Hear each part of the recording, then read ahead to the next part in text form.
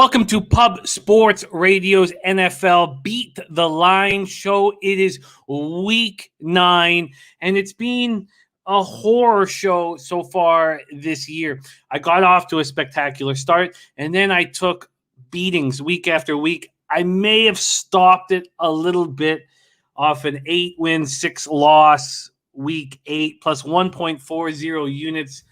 I said, give us at least through week 9. Give us at least through week 9, and that's where we find ourselves, Bebsie. Week 9.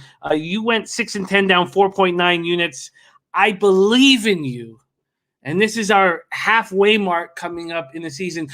Do you believe in yourself? Are we going to turn things around here on our NFL season? You're muted, my man. You're muted to get this popped off here. I just said I'd fire me. Of course I believe in myself, but how many shit kickings am I going to take? I've never been here before. I don't know how to deal with this. On an emotional level, I'm fucking rattled. I'm rattled, Jim. Yes. Yes, I've never seen this from you before. I mean, we're not even at the halfway mark. There's icicles on my graphic. Yeah, they've added some icicles to your record. That's Jose's laughing in the back right now. Very pleased with himself. He should be. I got nothing. I can't. It's not like I can be like, I got nothing. I literally have fuck all. I can't. Well, are you going to attack things a little differently here this week? Do you feel? Are you going? Is there anything you'd like to change, or are we just going to keep firing away and hoping for better results? The public's having a great year so far this year, and I feel like that's about to shift because it is November, and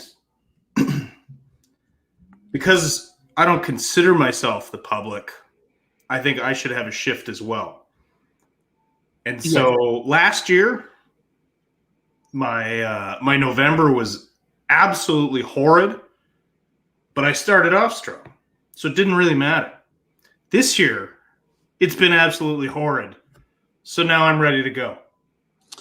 Burgundy Bet says, Bebsie, you're a volume shooter. Keep it going. One good week has you back in the black. I think that you just need 1 week to start building momentum, finding confidence, and I think that you will start rolling. All we can do right now is beat up this card and cap it to our best abilities. I've spent a ton of time on this card. I think I got a little caught up in making sure that I had all the angles sort of set up for the breakdowns, and I haven't done enough of just staring at the card, seeing exactly what I want to attack. I've made no bets thus far. Thank you to all who are joining us. Viper MB first in the chat. Respect. There's Dennis Trusty in the house. Dennis Garcia. Dennis Trusty and Dennis Garcia and myself are very excited this week because it's Breeders' Cup week, and we're going to be live all day Friday and all day Saturday. I couldn't be more excited. I'm pumped up. I'm working every day this week, and I couldn't be more excited about it. Burgundy Bets in the house. Dennis Garcia said, I did pop into Jimmy Sunday's show where I said New York Jets plus 11 was the only game you needed. He did say that. He did say that. And he says that, well, we shouldn't get too much into horse racing, but I love what Dennis is thinking about here for the Classic. He says Hot Rod Charlie is a single, and I'm in love with Hot Rod Charlie. Birdie in the house. We got Nuke Worker ready to get to work. Yes, it's a good start for the Leafs. This was crazy. 85% of the cash on Vegas this morning, and all of the chat on Vegas, and all the sharps on Vegas. And I mean, look, Vegas could still win this game, but this was a slam dunk Leaf spot, and I beat the market move by 45 cents. Sean Dozier in the house. JT Cab ready to get to work. Thank you guys all so much for joining us. Gerald Jones. There's Penny Bombs in the house. Also very, very, very excited. Penny Bomb says essential quality is not a toss. No, I agree.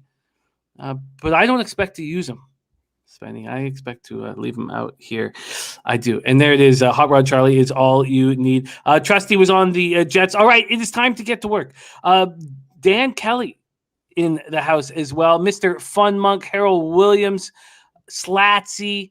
We have a great group. Let's get right to work right now. Thank you. And there's Robbie Tagaloa, the Samoan Thunder, whom I will be seeing over the holidays when I am in Los Angeles. I will be at the LA Bowl, by the way, the LA Bowl. I will also be at the Chargers Broncos January 2nd. I'm very excited. It's time to get to work. Let's do a quick review of last week. I went 8-6 plus 1.40 units. I'm going to give you the bets in order of which I bet them, not chronologically as the games came out, but just as how I bet them. Spenny says essential quality, hot rod, and my sneaky horse to be art collector. He's raced incredibly well this year. I think I'm going to leave out essential quality myself. There's Turnsey ready to get to work. Great to see you, Turnsey. So Falcons -3, another loss. I just don't know why I keep doing this to myself and to my family. Pitt, Cleveland under 42.5 was an easy casher. Philadelphia, Detroit over 48 was a fortunate casher. Cincinnati, New York Jets under 43 was just ridiculously poor. Rams, Houston under 47.5. I think if Stafford had stayed in the game and the Rams had just run the ball up 38-0 after 3 quarters, I could have caught that. Instead, there was a backdoor cover for some of you guys on the Texans. New England, LA Chargers under 49. That was a big difference maker in my week. Had I have cashed that, I could be sitting here 9-5 and excited about everything. Washington +3 was a mistake. We were both on the Jets Chiefs under 52.5. That was very easy. Packers +6 cash. Green Bay Arizona under 15.5 was fortunate. Patriots +4.5 was a cash. Jaguars +3.5 was a loss. Jacksonville Seattle under 44.5 was an easy winner. And I'm very thankful that I added in Eagles -3 at -115. And that was a spot that Bebsie was on as well. Bebsie coming off 6-10, down 4.9 unit week. The double up on the Browns did not work. Titans was a casher. Eagles was the easiest casher. Philly, Detroit casher. The Patriots, Chargers under 23.5 first half did not come through. The Bucks double up didn't either. You did cash New York Giants, KC.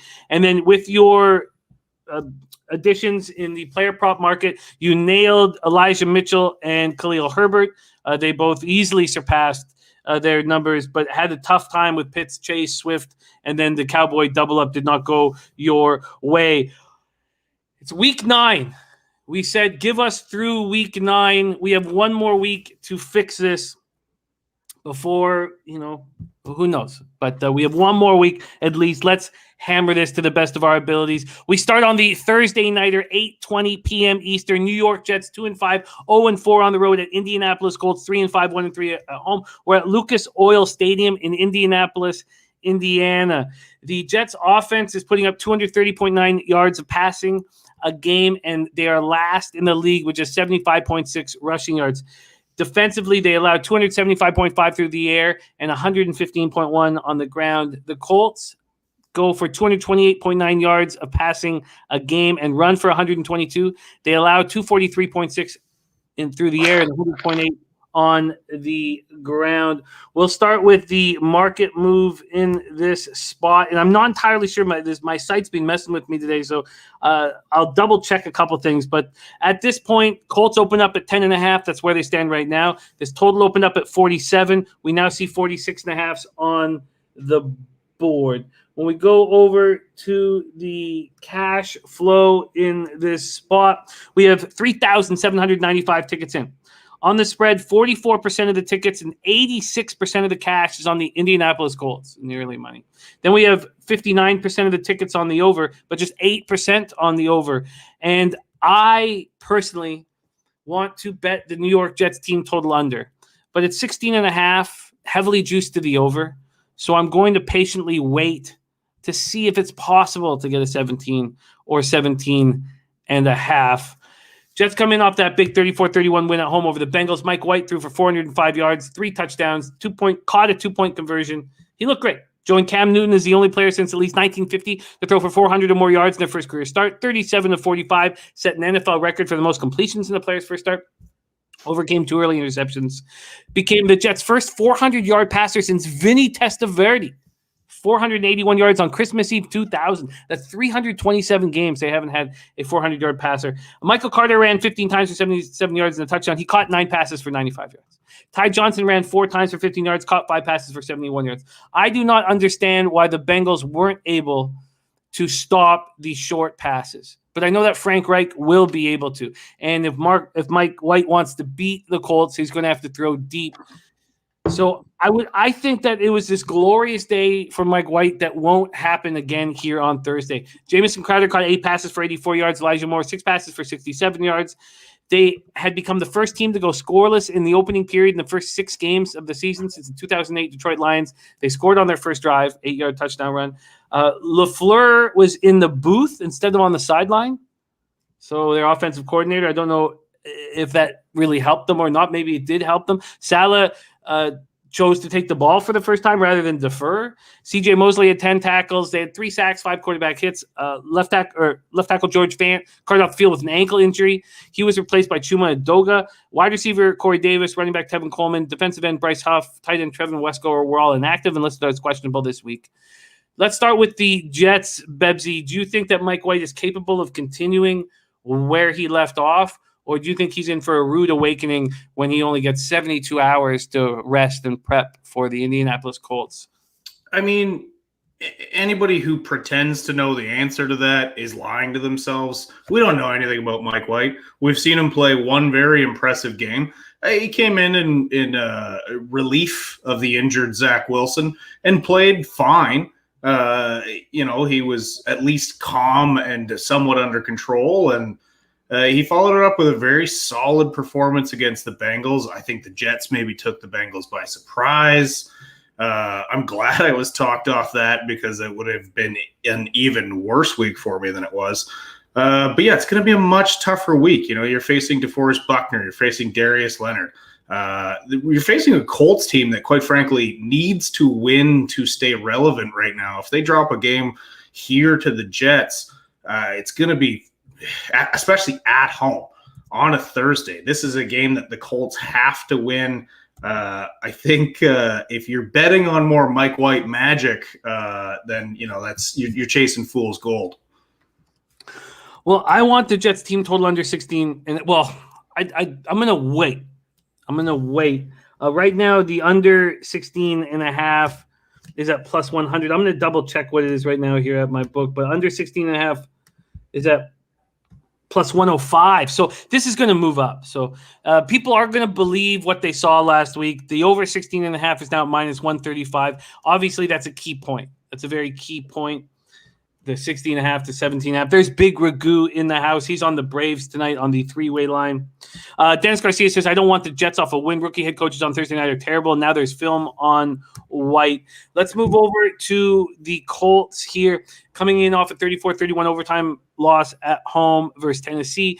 Carson Wentz, 27 of 51 for 231 yards, 3 touchdowns, 2 picks. Kevin Byard picked off Carson Wentz, in Colts territory. It set up the Randy Bullock 44-yard field goal. It was a wild finish to that game. Wentz had thrown just 1 interception all season before he threw 2 in the final 7.5 minutes. Michael Pittman caught 10 passes for 86 yards and 2 touchdowns. T.Y. Hilton caught 2 passes for 16 yards before suffering a concussion. He's already been ruled out for this game. It's tough to get through the concussion protocol in 3 or 4 days. Bobby Okereke, we've been told that that's how to pronounce his name now, had 12 tackles. Kenny Moore, 9 tackles, 2 passes deflected, 3 sacks, 5 quarterback hits.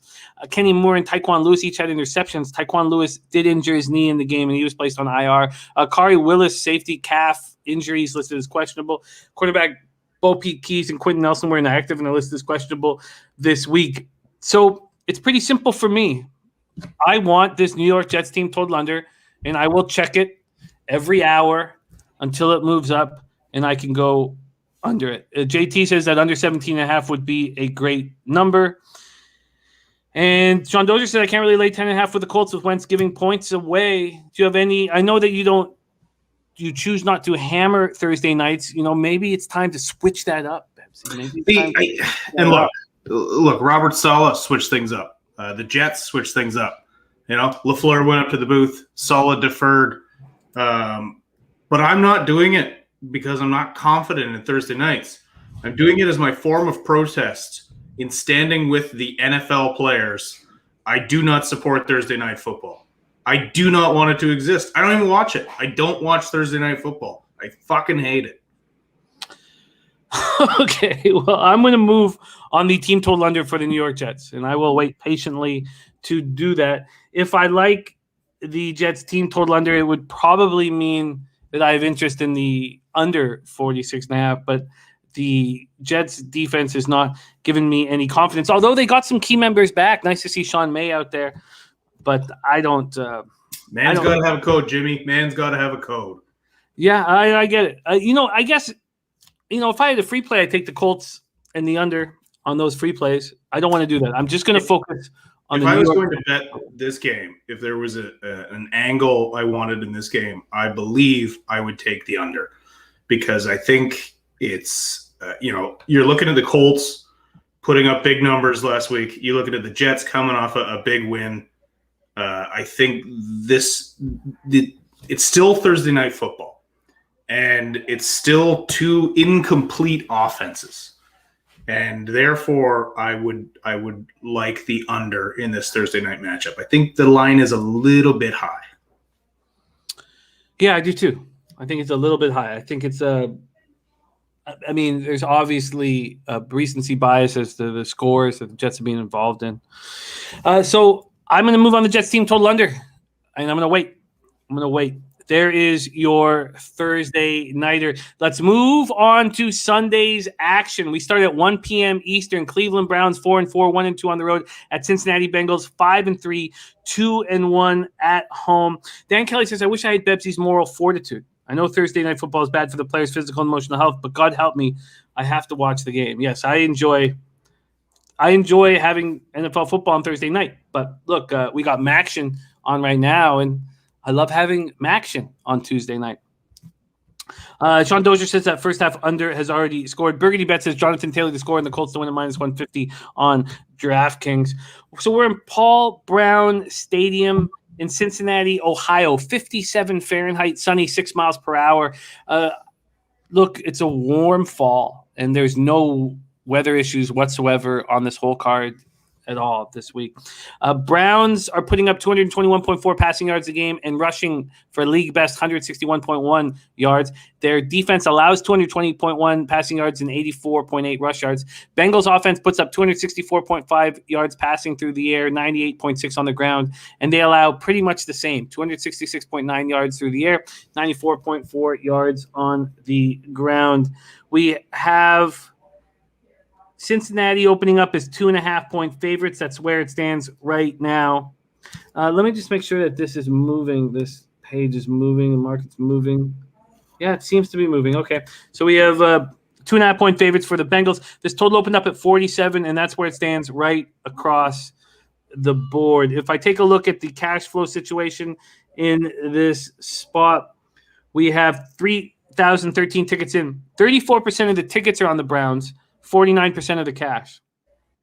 30% of the tickets are on the under, and 61% of cash is on the under. And the Browns have been playing a lot of under-type football.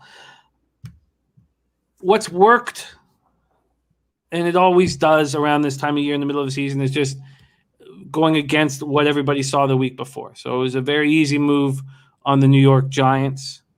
It was we cashed off that very easily, and I wonder if the Bengals will be in the same spot. Browns come in off an ugly 15-10 home loss to the Steelers. The Carolina Panthers fall in that group too. People didn't believe what they saw in that 25-3 loss, and then they went into Atlanta and beat them comfortably. Baker Mayfield was 20 of 31 for 225 yards, no touchdowns, no picks. Jarvis Landry caught 5 passes for 65 yards, costly fumble, and then had a couple passes go through his fingertips late. That was very costly. Njoku caught 3 passes for 39 yards. Nick Chubb ran 16 times for 61 yards. Darius Johnson ran 4 times for 22 yards. That touchdown run he did was very beautiful. The defense couldn't get enough pressure on Big Ben. They sacked him twice, hit him 5 times. Right tackle Jack Conklin dislocated his left elbow in the second quarter, so he will not play this week. He had missed the previous 2 games with an ankle injury. Safety John Johnson III didn't return after a neck stinger in the first half. He's day-to-day. Denzel Ward, Donovan Peoples-Jones, so cornerback, wide receiver Donovan Peoples-Jones, and Takk McKinley were all inactive. It says questionable this week. And then, of course, there's the Odell Beckham Jr. drama and LeBron James tweeting out free OBJ. And there's drama going on in Cleveland. Let's start with the Cleveland Browns. Bebsie, what are your thoughts on them after a 15-10 loss at home, traveling to Cincy for a huge divisional game? Well, look, this is a very talented football team on the verge of watching the wheels come off. any distraction does not help right now. They've sort of been derailed by injuries. Well, not sort of. They've straight up been derailed by injuries. And this is a really, really tough spot because you're going against a divisional opponent coming off a loss that they know they should have won. And they're at home. So I think it's a get-right spot for the Bengals. And it's look, the Browns should have won this last week. They're a better football team than the Steelers. Yeah, they're more banged up than the Steelers, but the Steelers have their role well. I just think it is a really, really difficult spot for Cleveland, and they don't need any distractions. And OBJ, as talented as he is, he's been a distraction everywhere. And he's been injured a lot, too. I mean, the production doesn't match the problems with him. So, yeah, go ahead, free him. Get rid of him. He's not been an exceptional lift to your football team. Jarvis Landry's clearly been more important to the Browns than he has. So I just think this is a really difficult spot. And to sort of echo and add on what you said about this being the time of year where people look at recency bias and it fools them. I just think, I think people think they have the league figured out by this time of year. They're like, okay, I know what this team's going to do. I know what this team's going to do. We have a bunch more evidence to put towards the conclusion. But in reality, it's still football. And, there's a reason we say any given Sunday. And that's why I don't know where to bet here, because my brain says the Cincinnati Bengals get right after that tough loss at home against a banged up, distracted Browns squad. Yeah. No, I think that's well put. And I think Dennis Garcia nails it too for me. He says, I know I don't want Cleveland this week. Birdie says these first two games are so tough. A month ago, everyone would have hammered the Browns. I lean Browns here. Bengals should not be road. They're home here, but he must be talking about yesterday. He says it would be last week. So he said it would be Browns or nothing, in my opinion. Dennis Garcia said Cincinnati played a bad game. When was the last time Cleveland played a good one? Honestly, I don't care. Look, the Bengals debacle, I really think there was a lot of coaching mistakes that happened down the stretch there for the Bengals to not be able to defend short passes is pretty astonishing here. But why would anybody have confidence in the Cleveland Browns right now? Let's talk a little bit more about the Bengals here. Coming in off a shocking 34-31 loss at the lowly Jets as double-digit favorites. Joe Burrow goes 21-34 for 259 yards, 3 touchdowns, 1 interception. Third in the NFL in touchdowns with 20. Fifth in passing yards, 2,215. T. Higgins caught 4 passes for 97 yards. Tyler Boyd caught 5 passes for 69 yards. Jamar Chase had a bad game, 3 catches for 32 yards. Joe Mixon ran 14 times for 33 yards and a touchdown, caught 4 passes for 58 yards and a touchdown. The offense wasn't the problem. And Logan Wilson was still playing well, 12 tackles, but they couldn't get pressure on White. They were held to 2 sacks and 4 quarterback hits. The secondary looked very vulnerable. And I think that would be the only reason that I can think of as to why sharps, as of right now, are betting the Browns. So as of right this very second, there's 3,013 tickets in. 34% of the tickets are on the Browns, and 49% of the cash are on the Browns, which tells me that the sharps are on the Browns. And it's because Mike White completed 82.2% of his passes against this Bengals secondary. Right guard Jackson Carman was carted off the fourth quarter with a back injury. Auden Tate, wide receiver Chris Evans were inactive, and they're listed as questionable. So 6 of the final 9 games for these Bengals are at home. And I just wonder if they get hot here. Rose Miller says, I'm on Cincinnati. I guess if I saw sharps on the Bengals here, I'd move on them at -2.5. And I guess the fact that they are not, that the Browns are the sharps, will just give me, I just want to sit and stare at this a little longer and try to figure out. Can you think of any other reason other than how bad Cincinnati's secondary looked? Can you think of any other reason why the Sharps might be on the Browns in this spot? I don't know, other than the fact that they might think it's a get right spot for this Browns team. Like the Browns should be a good football team. They haven't been. And I know a lot of people didn't like my bet against the Steelers last week, but I loved it. And I was more confident about that than most of my bets, and I was dead wrong. Because I think so much of this Cleveland football team, everything runs through that offensive line, and they were finally healthy for a week. Then they lose Conklin again. That guy can't seem to stay healthy. But I just thought with Chubb back, I really thought they were just going to smash that ball down the Steelers' throat, especially with guys like Tuitt out and a banged up, Steelers defense, and they just couldn't get it going. So I don't know. Maybe they're thinking another week back, Chubb's ready to go now. I don't know. They haven't given me, especially after last week's performance, enough to be excited about going against a very up-and-coming, talented Cincinnati Bengals team at home. Harold Williams says better jump on the 2.5 if you want the Bengals. He says he thinks we'll go to 3 or 3.5 by the end of the week. So I use Pinnacle as an opener, but there were books, as Dan Kelly stating, that had the Browns at +3. And Brady Bet says this line opened up at 3. We've already seen the Cardinals and Chargers lines both open up 3 now. Pick'ems. This is down to 2.5 now. Could go lower. It looks like people are going to follow the Sharps at this point. If you think the public's going to come in on the Bengals, they won't come in on the Bengals till Friday or Saturday at the earliest. Nuke Walker says Browns on the road on a short week with all the shit going on. I can't see them getting anything going. So in a situation like this, it's a very comfortable and easy thing for me just to stay off and try to figure out exactly why Dan Kelly. Of course, I'll hold the cash. I'm good at that. I do hold the cash for a few different pools out there. Cleveland Browns. I'm going to wait. Quick thought on this total, Bebsie, before we move on. This total is sitting at 47 with no movement at all. Actually, a half-point drop at Will Hill, but none of the other books. What do you think of this total at 47? I think I would lean over, and that has more to do with the fact that the Cleveland Browns defense is still quite banged up. And, the way the Bengals performed against the Jets, and I know it's a terrible recency bias look because most of the season the Bengals defense has been, solid. And I just think both of these offenses are capable of putting up points. That said, divisional opponents in a huge defining, like this is a season defining game for both of these teams.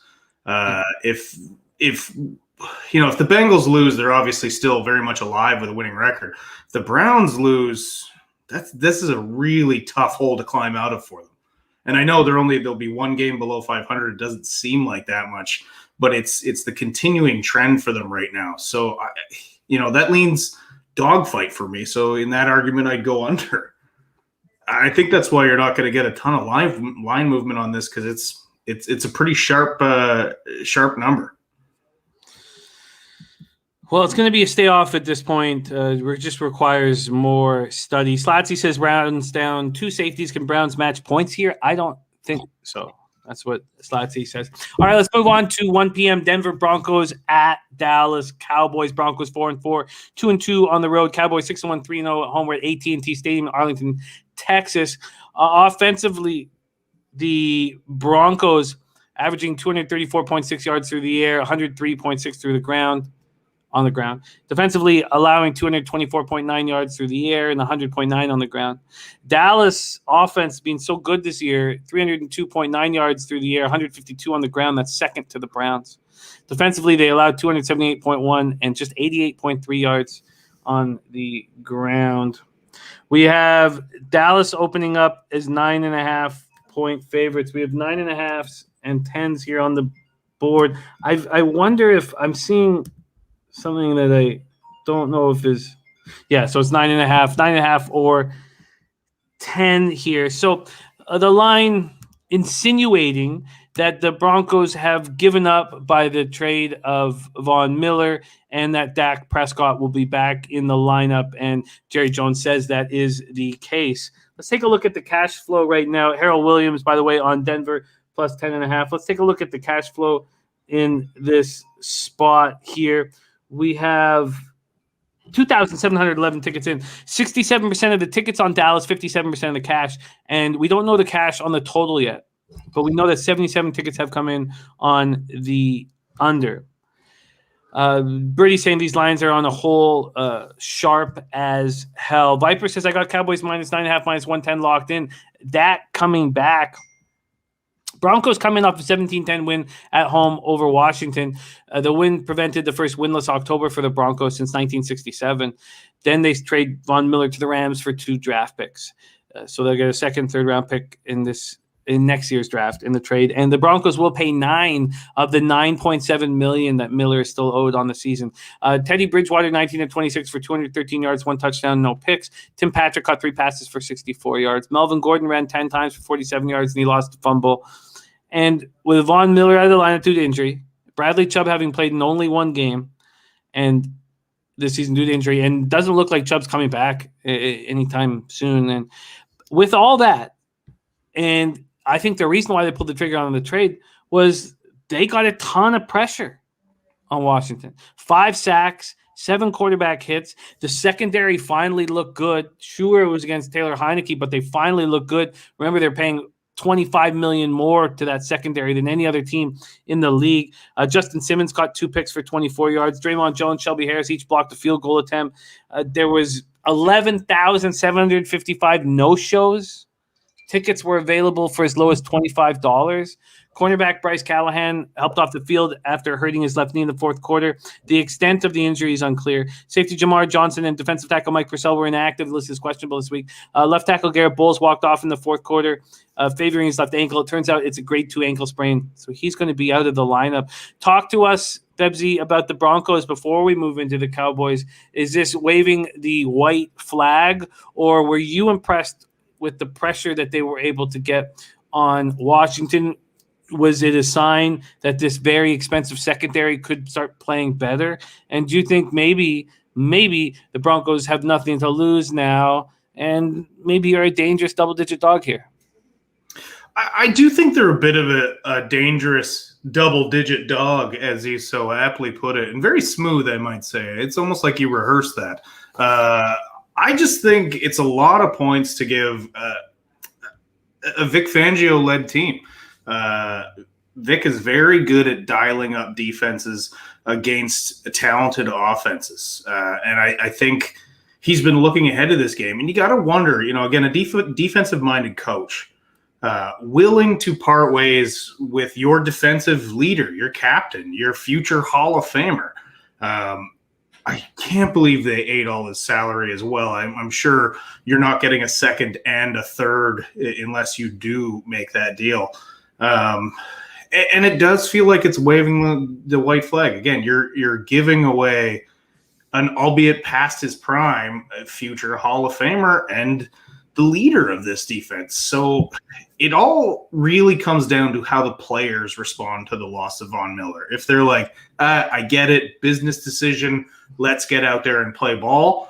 Or if they're like, oh, damn, like I thought we still were playing this season and they just traded away our guy. So it'll be interesting to see how this defense reacts to that. I know the players got to be reeling a little bit, unless Von Miller is somehow a complete jackass that everyone hates, and that's been the best kept secret in football, because he seems, by all accounts, to be a great teammate and a great leader. So I don't see that being the case. So I think it'll be interesting to see, or they might just realize it as a business decision, which it obviously was. You don't get rid of a guy like that unless you're being real with yourselves, which I think the Denver Broncos should be.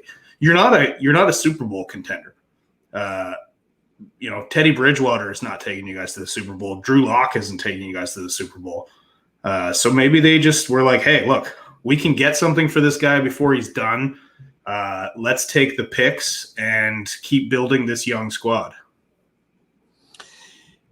The priority for my handicapping is being able to have the information in front of me to talk about during the show. It's not to sit there and stare at my action and be certain that there's certain moves that I want to make. And what happens is on the Tuesday night show, especially, and it does happen on my own individual shows, a lot of the decisions come after we talk about it and break it down and start. I think, and look, this is just a guess, but I think that it's probably a good thing to get Von Miller out of that locker room and to move forward with the younger group here. The whole idea of Chubb and Von, and look, Von Miller's a spectacular player, and there's nothing on him. And it's best for Von Miller to go on and get a chance, to get a ring and go play with the Rams, go to LA at this point in his career. And I loved what I saw from the Broncos. I hated it because I was on Washington +3, but I loved what I saw from the Broncos. They were playing so hard, and that defense was a menace all over the field.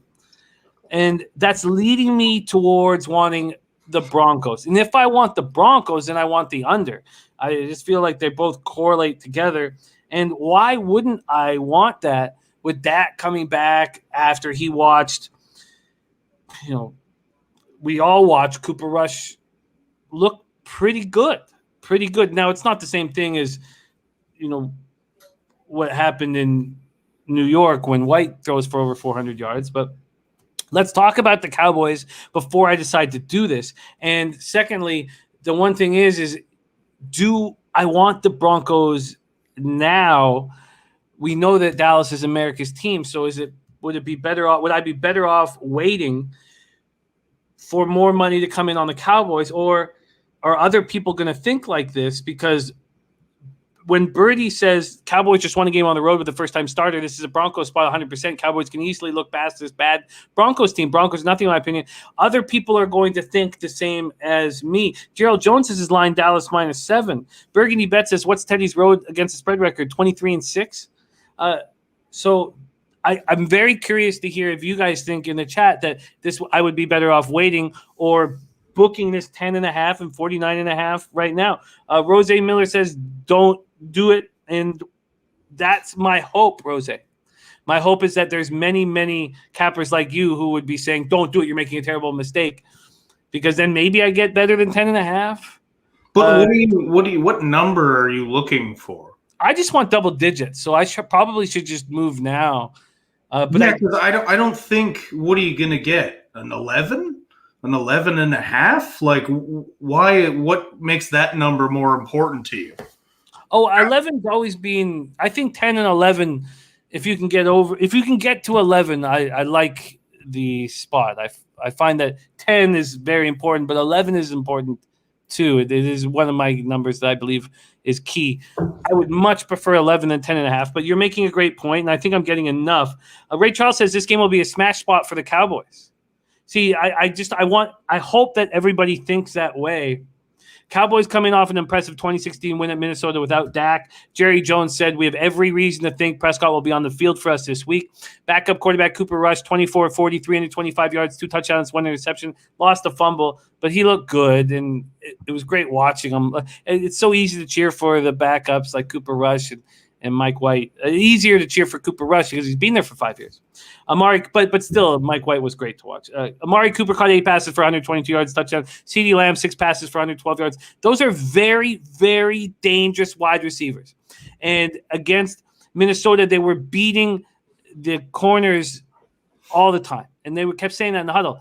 Can they do that against the highest paid secondary that, albeit has been not nearly as good as the money they're being paid, but can they do it against the Broncos secondary, which is supposed to be quite a bit better?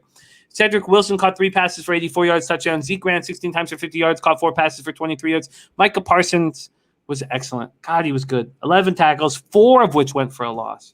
They got just 1 sack on Cousins, but they hit him 9 times. Vikings only got 278 yards against the defense that was allowing the second highest yards per play average in the NFL entering the week. Let me ask you that first, Bebsie. So that Cowboys defense looked really good, and they hadn't all year. real what we saw? What is your expectation of the Cowboys defense moving forward? I mean, you got another good opportunity to have a great performance this week against, an underwhelming Denver Broncos offense. However, Judy looks like Judy's back in the lineup. Cortland Sutton, I think, is one of the least talked about studs in this league. So there's some talent here, and Javonte Williams really should just be getting the bulk of the carries at all times. They're not a great offense by any means. They don't really have much of an identity. But this Dallas team still doesn't have, outside of the pick machine in Diggs, I just don't – I don't see them continuing to be dominant. Now, I've always loved a team that can build around a star middle linebacker. And I criticized – that draft pick early in the year. And, I didn't criticize it in the sense that I didn't like Micah Parsons. Incredible. I did that. I just thought it wasn't necessarily a need for them. But now it absolutely looks right with Jalen Smith being released. And, Van Der Esch, I've had my reservations about him since they took him. So I do like Parsons leading this defense in the right direction. I just don't know if they're there yet. Vikings got 1 of 13 first downs. 8 of their 12 possessions lasted only 5 plays or fewer. Everything that I'm talking about and we can move on because I'm going to be on the Broncos and I'm going to be on the under. Tyron Smith, left tackle, listed as questionable, aggravated the injury in the second quarter, bone spur in his ankle. So it's undetermined, but he couldn't. It's possible he's not in the lineup. Linebacker Jabril Cox, backup, left in the third quarter after getting hurt, and it looks like it's a torn ACL. I couldn't get confirmation on that. And then Trayvon Diggs had his first bad game of the year. Now, look, he just had 6 straight games of the pick, but 2 penalties. One was blatant. He's also been torched a few times for massive yards. Yeah, well, kind of like he goes for broke, which a guy like that. A young player like that, and I'm not here to shit on Diggs, but he can become, against savvy quarterbacks, he can become really susceptible to double moves. Well, I'm going to be moving on the Broncos and the under in this spot here, and I think that there's just a little bit too much. The way I see this is that it'll only go down if I assume that everything is built into this market that, it's pretty easy to say this, that Dak's going to be playing. So, Dak's going to be announced, and that's already built into the line. I don't think I'm going to get a better line. So, and Rose, I also want to be clear that I have so much respect for your capping, and this is not, the only way I think that, and I think I should cut this. I think I should just bet this today. I don't think I'm going to get better than 10.5, and I don't think I'll get better than 49.5. And if Dak Prescott's dealing with a calf injury, well then, what, is he not going to leave the pocket? We're talking about the most expensive secondary in the league. I don't need to talk anymore. So these are my first 2 spots on the board here: the Broncos and the under. And Rose, also, if you're sitting here going, look, Jimmy's wrong. Look at my right. I'm 53 and 55, 51 and 53. Look, I'm down 8 units. So you want to be on the other side of me. So it should only give you more confidence if we're on the other side of each other. Bebsie, anything that you want to do here in this Broncos Cowboys, or do we move on?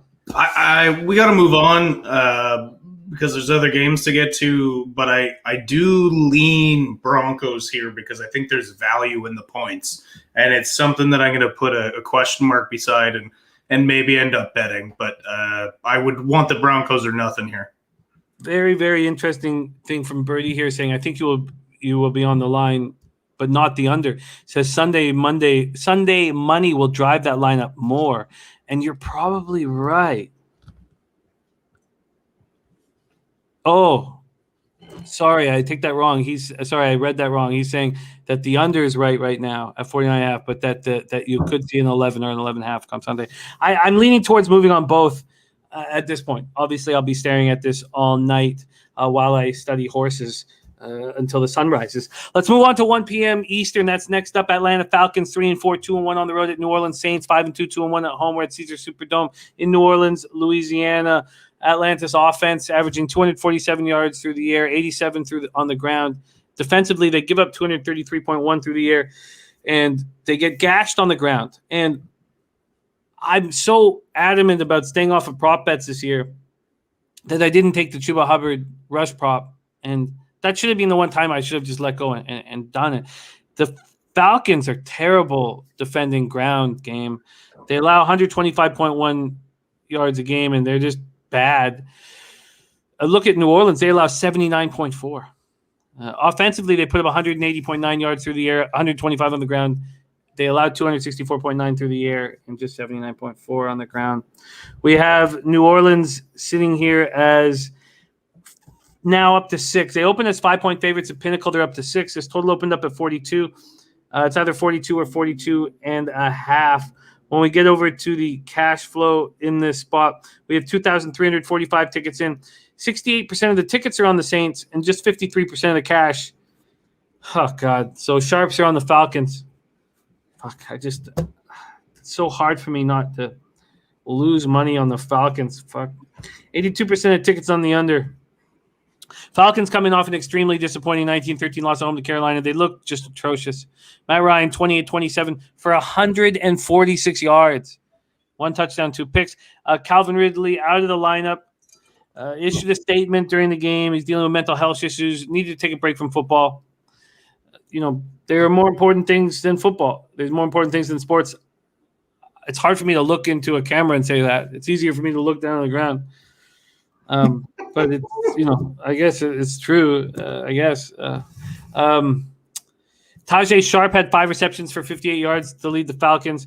Davis had 9 carries for 244 yards. Falcons managed just 213 yards of total offense. More important things than football. Sit at the Foye Aluokin, man. The guy comes out of fucking Yale. I mean, the guy forced his way into the NFL to take care of his family for the rest of their lives. Aluokin's just a boss, man. I should get a jersey of his, but then I'd have to wear a Falcons jersey. Another great game with 16 tackles. Knocked Sam Darnold on his ass out of the game. Falcons got gashed for 203 yards on the ground. They were unable to get any pressure, 0 sacks and 3 quarterback hits. Saints coming off an impressive and costly 36-27 win at home over the Buccaneers. Winston, do we play the Winston video one last time? Do we get one last? Is this it for the? I don't even know if we bother playing it, man. I don't even know. 6 of 10 for 56 yards and 1 touchdown, and it sucked because he wanted this win so badly, and he was doing everything he could, and then he gets pulled. Simeon came in and looked great. Finished 16-29 for 159 yards, 1 touchdown. Led the Saints on 5 scoring drives that produced 2 touchdowns, 3 field goals. 10 Saints caught passes, but no one caught more than their 38 yards. Kevin White caught on his lone catch. Kamara, 19 carries for 61 yards, touchdown, caught 3 passes for 15 yards. Saints rushed for 152 yards against Tampa Bay's top-ranked run defense. These are one of the crazy – I just wish I had the balls to stick with the plan. You back the Buccaneers at home and you fade them on the road. It's so easy. I just can't follow through with it. What the fuck? Saints picked off Brady twice, once by P.J. Williams, returned to 40 yards for a touchdown, once by C.J. Gardner-Johnson. 3 sacks, 4 quarterback hits. The Brady fumbling on the double pump is just fun. Fun to point at him and laugh because he's a winner. He's a winner, and he doesn't usually make ass clown mistakes like that. Bebsie, take it away here. This is a fascinating game. Falcons +6 against Trevor Siemian. How do we not bet them? Are we sure it's Siemian, though? Are we sure? Because if Taysom Hill is ready to go, it's got to be Taysom Hill, right? Regardless. Not for the whole game. I would. There'd be no chance that I'd play Taysom Hill for the whole game. If Taysom Hill was available, I'd play him maybe 60, 70% of the snaps. But you want to keep the defense on the toes, and Siemian is capable of getting to all the different receivers. And is he? Why do we think after coming in relief that he's going to be able to? We've talked about this with rookie quarterbacks coming in, not knowing they're going to play. What, other than last week, what is giving you the impression that Trevor Siemian is an NFL quarterback. I think what does it for me is getting the chance to watch and to be under the tutelage of Peyton and watch the mistakes and the things that he's doing. And now he has an opportunity to have a career in the NFL. And when you have an opportunity to have a career, we see it in baseball all the time with pitchers who get that last chance or this last shot at it, and they play better than they've ever played before. And I was never I never hated on Simeon. I thought Simeon had skills that he could find receivers. He just, was on some really bad football teams. He was on some bad football teams. I'll give you that. I don't know if I agree with everything else you said about him. I can't put money in Trevor Simeon's hands. So listen, I think if Taysom Hill is ready to go, he's got to be the guy. It's Peyton, so I imagine we'll see a mix of both. I don't know how you can get on board with the Saints not knowing who the quarterback's going to be, especially because they seem to, these two teams, when they meet up, regardless of their talent, seem to have close battles. And so I see value in the Falcons here. There's just too much uncertainty at quarterback with the Saints. I know they're 5-2, but they're such an inconsistent 5-2. I still don't know who the New Orleans Saints are. I hear that. And I would like to give a shout out to Gerald Jones, our guy. He's an OG lowbacker. He's, sticks by our side through all our shows, and I love him. He made a big deal last week throughout the shows, and I was going over like all these notes, and because I do copy and paste all the time, so I just keep an eye on. And he kept saying last week, "Patriots are my dog of the week. Patriots are the dog of the week." So Gerald Jones, fucking great job, great call. And I'm thankful that it took me, you had to have said it over and over again for me to finally get on board. And I did get on board late. Well, I mean, this is Falcons written all over it, Bebsie. I think for me, it's Falcons or no play. I want to jump on them too, and I can't. I need to put a question mark beside it for now because my history with the Falcons, which is not too dissimilar from your history with the Falcons. So it is, especially to be my first action of the week. I need to sit on this one as well. Birdie says he was on a good one with a good defense, that Broncos team until the playoffs, and Peyton got back. He's a veteran with a good D. He's fine. It's proven. Yeah, I can't. Brady says Saints are the second best defensive team in the league. That is their identity. Great defense. I am Saints or nothing here. I'm going to have to study this one further. Again, there's only 2,345 tickets in, but it seems like the sharp money, 31% of the tickets, but 45% of cash on the Falcons. And I wonder how many of them lost on them last week. Big Ragoo says, calling all chat, give me all your Falcon money immediately. That's what Big Ragoo says. Okay. And Birdie says what Sean Payton is doing is amazing, and he's absolutely right. Coach of the year so far. Okay, I'm going to put a series of question marks beside the Falcons before we move up. And Gerald Jones says Ron Crawford spreadsheet plays well. Yeah, no, I knew that, Gerald. It was all. Yeah, I knew that for sure. Okay, so then quickly, Bebsie, let's move on. But this is a very low total, and I mean the Falcons looked atrocious offensively. Do you agree with this total at 42.5? I get why it's low because of how bad the Falcons have looked and, the uncertainty. I love saying uncertainty at quarterback with the New Orleans Saints when Jameis Winston's been their starter all year. It sounds ridiculous, but it's true. So I understand why it's low. I would lean over because it just feels a little too low. And we saw that in the Niners-Bears. And the Niners-Bears overtook so much late money. I should have been more on the balls of my feet as my dad would say. I should have been on that and figured that shit out. All right. It was a spectacular video that our man Jose put together, and we'll never get to watch it again this year. So it will be towards next year. So for one last time, Jose, can we please see the Jameis Winston video? And if I was, more attuned with comedy, I would, curl my fingers up and stick them in my mouth. But I just can't do that, and nor will I ever. So more respect to Winston there, finger banging his own mouth. Oh, God. Can we?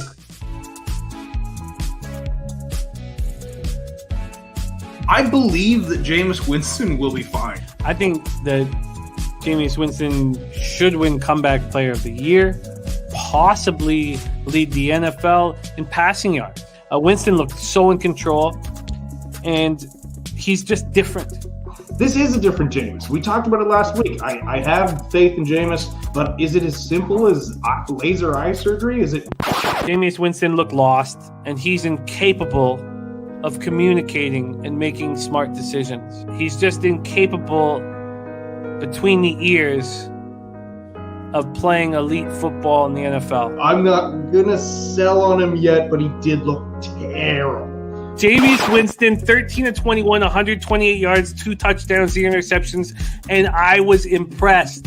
He's not eating W's and throwing 2 fingers directly into his mouth anymore. I bet Jameis Winston drives around with no seatbelt.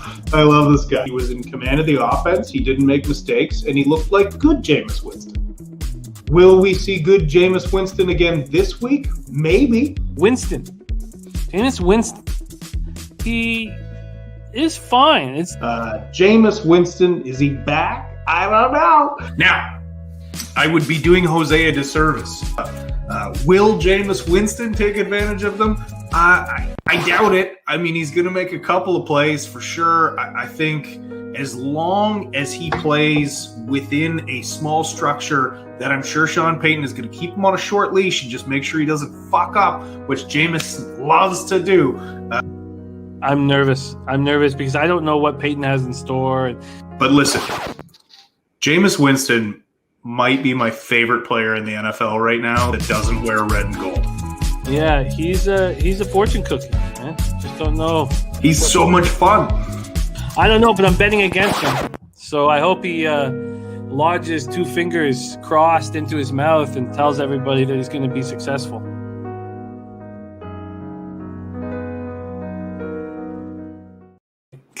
I think it's going to work. Serious question. Yeah. Did we ruin Jameis Winston's season? Is this on us? Is that injury on us? It's possible. It's possible. I think we're at least partially to blame. I did tell Devin White that Jameis had fucked his sister and mother before the game started. So, classic Jimmy. All right, let's move on to 1 p.m. Eastern. Raiders, New York Giants. Raiders 5-2, 2-1 on the road. Giants 2-6, 1-3 home. You want to wipe the smile off your face? Talk about the Las Vegas Raiders. MetLife Stadium in East Rutherford, New Jersey. All of the fun out the fucking door now, because we got to talk about this Raiders football team. 55 Fahrenheit, mostly sunny, 6 miles per hour. Vegas offensively being very good this year. 307.9 yards through the air, 85.4 through the ground. Defensively, they allowed 222.7 through the air. Their secondary is so much stronger than I expected it to be. Their pass rush so much stronger than I expected it to be. Too bad that they're dealing with all this stuff going on. 131.3 yards allowed on the ground. For the Giants, they through the air 256.5 yards, which I'm very impressed with all the injuries they've had to wide receivers. And they carry the ball 89.3 yards, which isn't that bad considering it's Devontae Booker's show with Saquon out.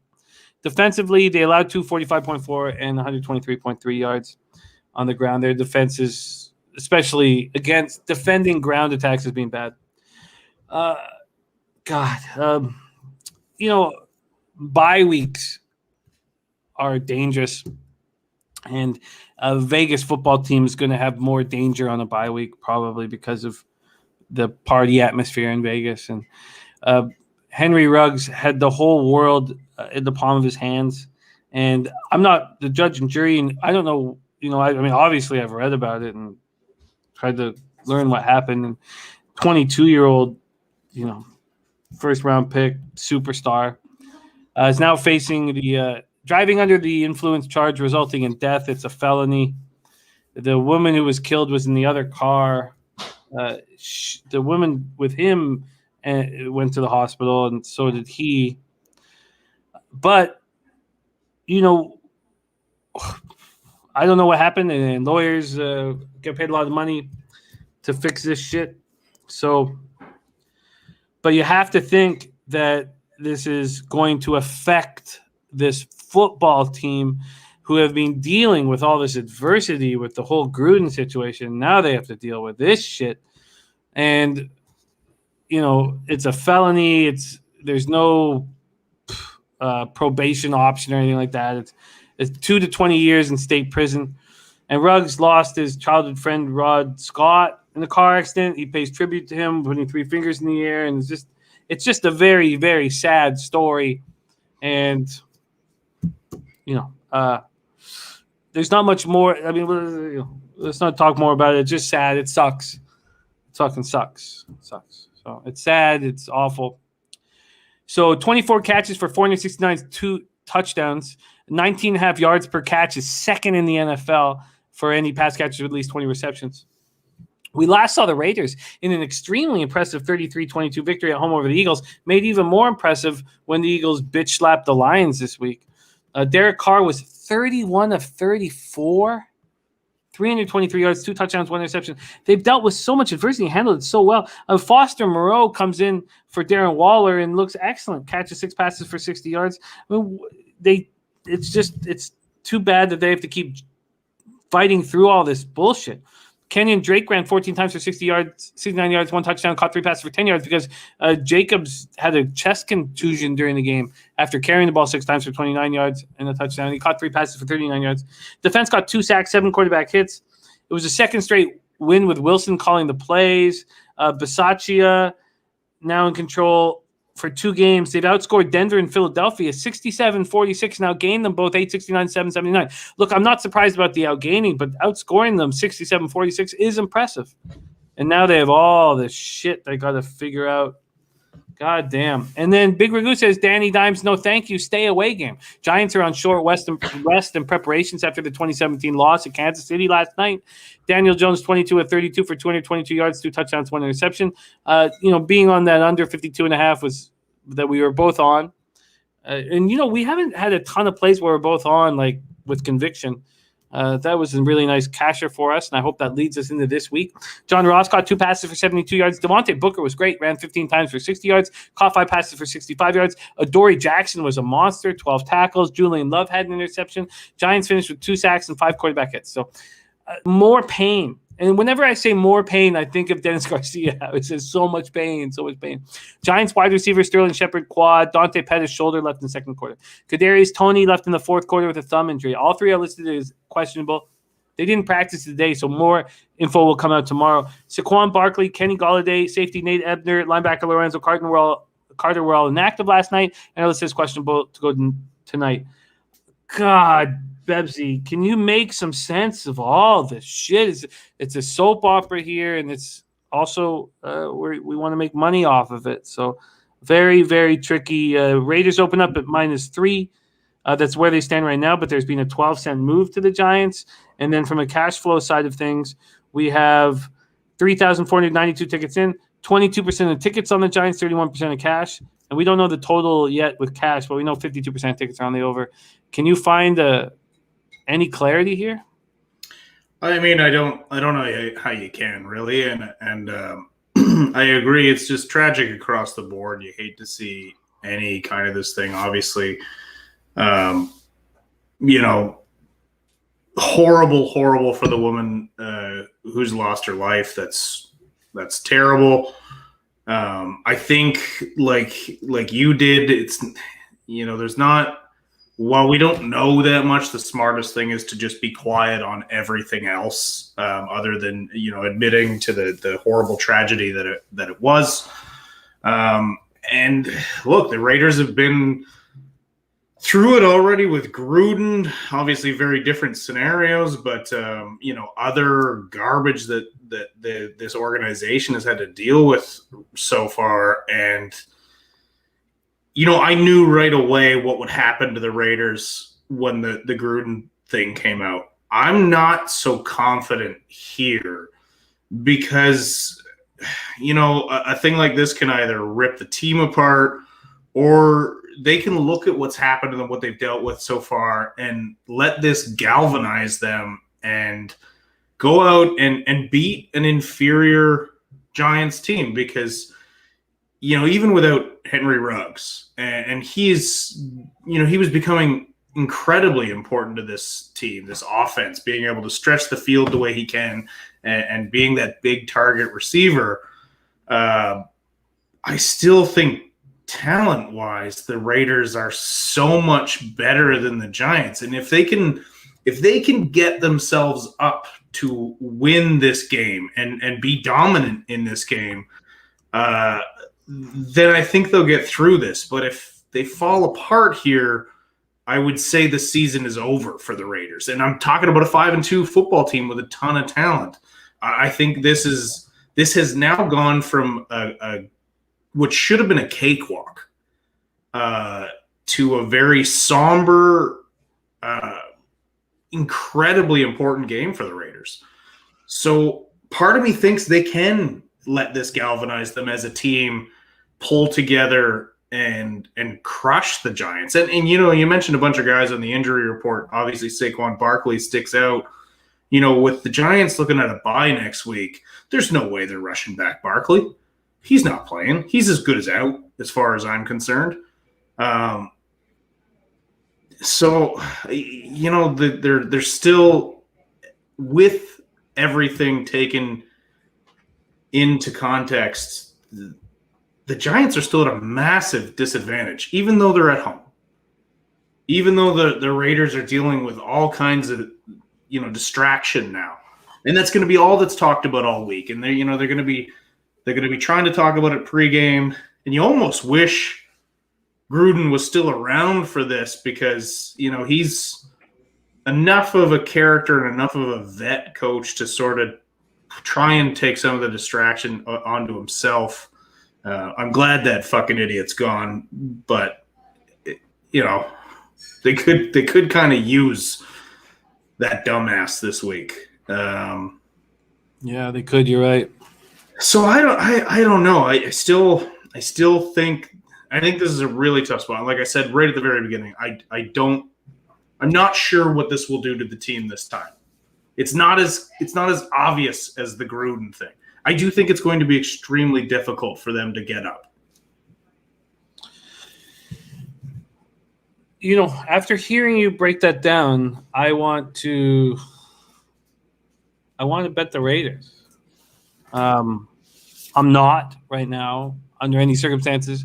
I will sit and study this for a little longer. I just think there's a ton going on, and it's going to take a little while to sift through it all. There could also very well be a lot more information that comes out about this incident between now and Sunday. And I think, given the news, that could shift them one way or another. I mean, this is still so early. Yeah. And again, obviously it looks terrible from the outside. And it is terrible. I'm not trying to say that it isn't a terrible thing, but there could be information that comes out that changes the way people look at it. Yeah, for better or for worse, unfortunately. Sure. Hopefully for better. Let's just move past it. I don't know what to do with it, but I think that the talent-wise, and after the Giants played the Chiefs so tough on it, I mean, it's the perfect situation. It would have been the perfect situation to bet the Raiders, with the Giants on the short week and looking so good against the Chiefs, who are clearly not the team that was the Super Bowl favorites in the offseason. So, yeah, okay, let's move past it. Too much, lot going on. We could sit here and talk about that for too long.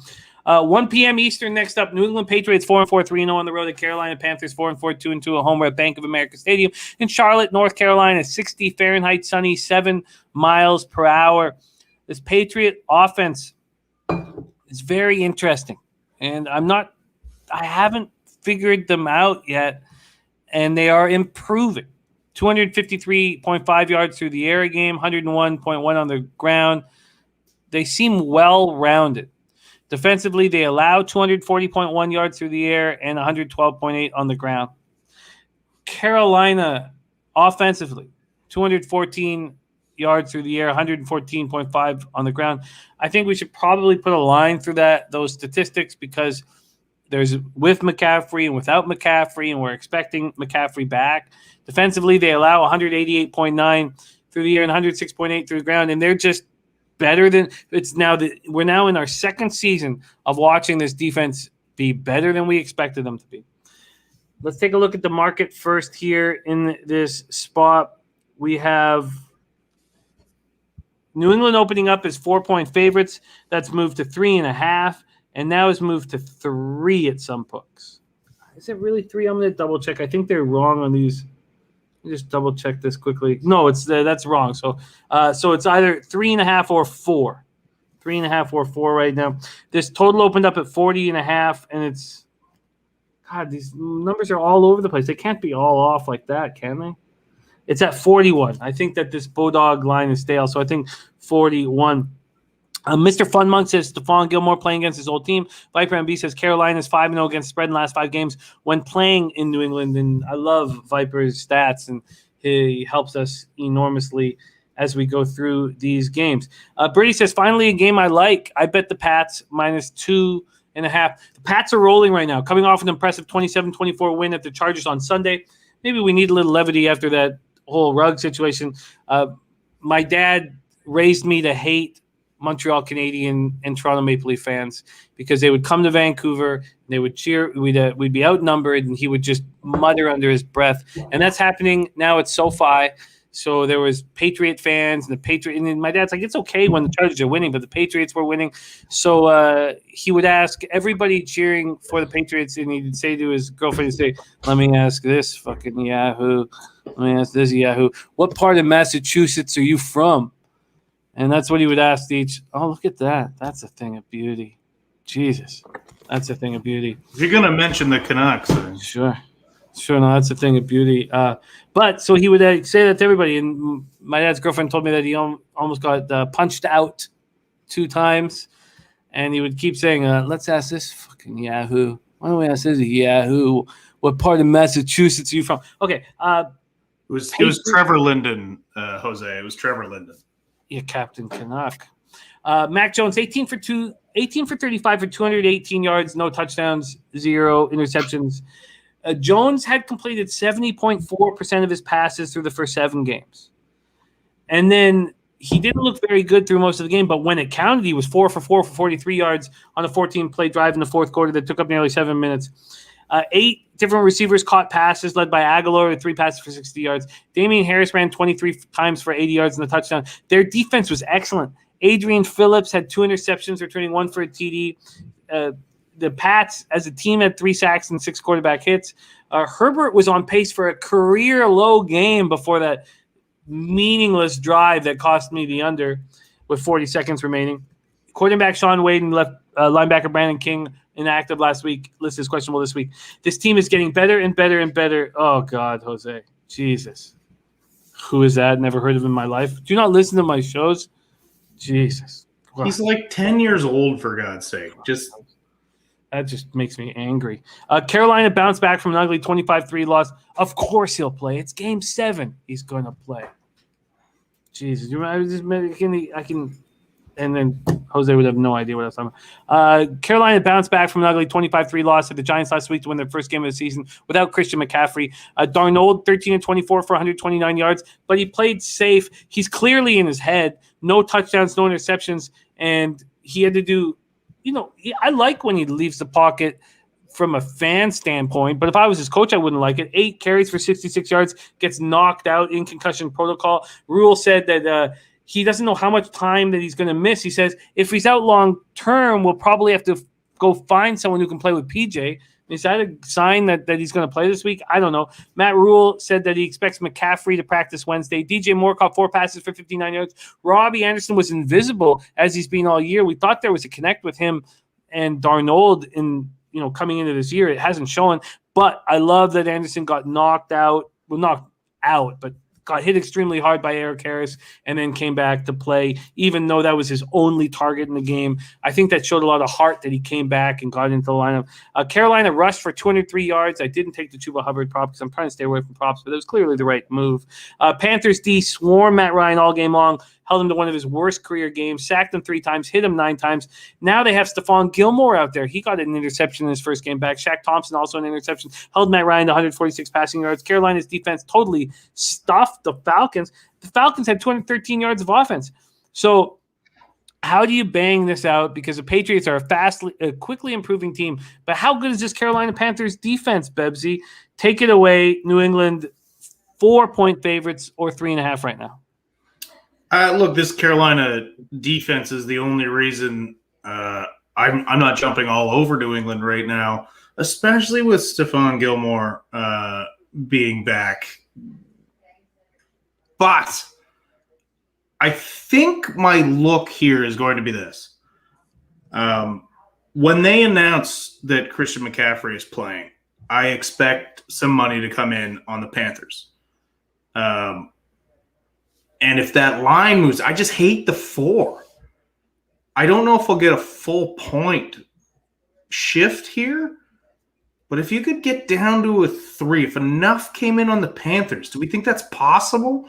Because I like, talking about the Carolina Panthers defense, but what is the New England Patriots defense going to do? Like if Darnold's in, which it doesn't sound like he's going to be, but if he is, Bill Belichick is going to do exactly what he did when he was on the Jets. Darnold's going to be seeing ghosts.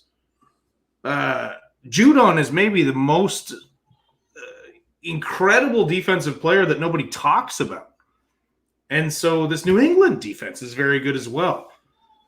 It sucks that it's a 4. I don't know if Walker is better than Darnold right now. And that's not a knock on either of them, or it's a knock on both of them. I need to know who's playing and who's not playing. And, of course, we care about CMC, Dennis Garcia. He's electric when he's in the game. He's just been injured a bunch. What do you mean we still care about him? Oh, brother. He's a fantastic player. What do you mean, oh, brother?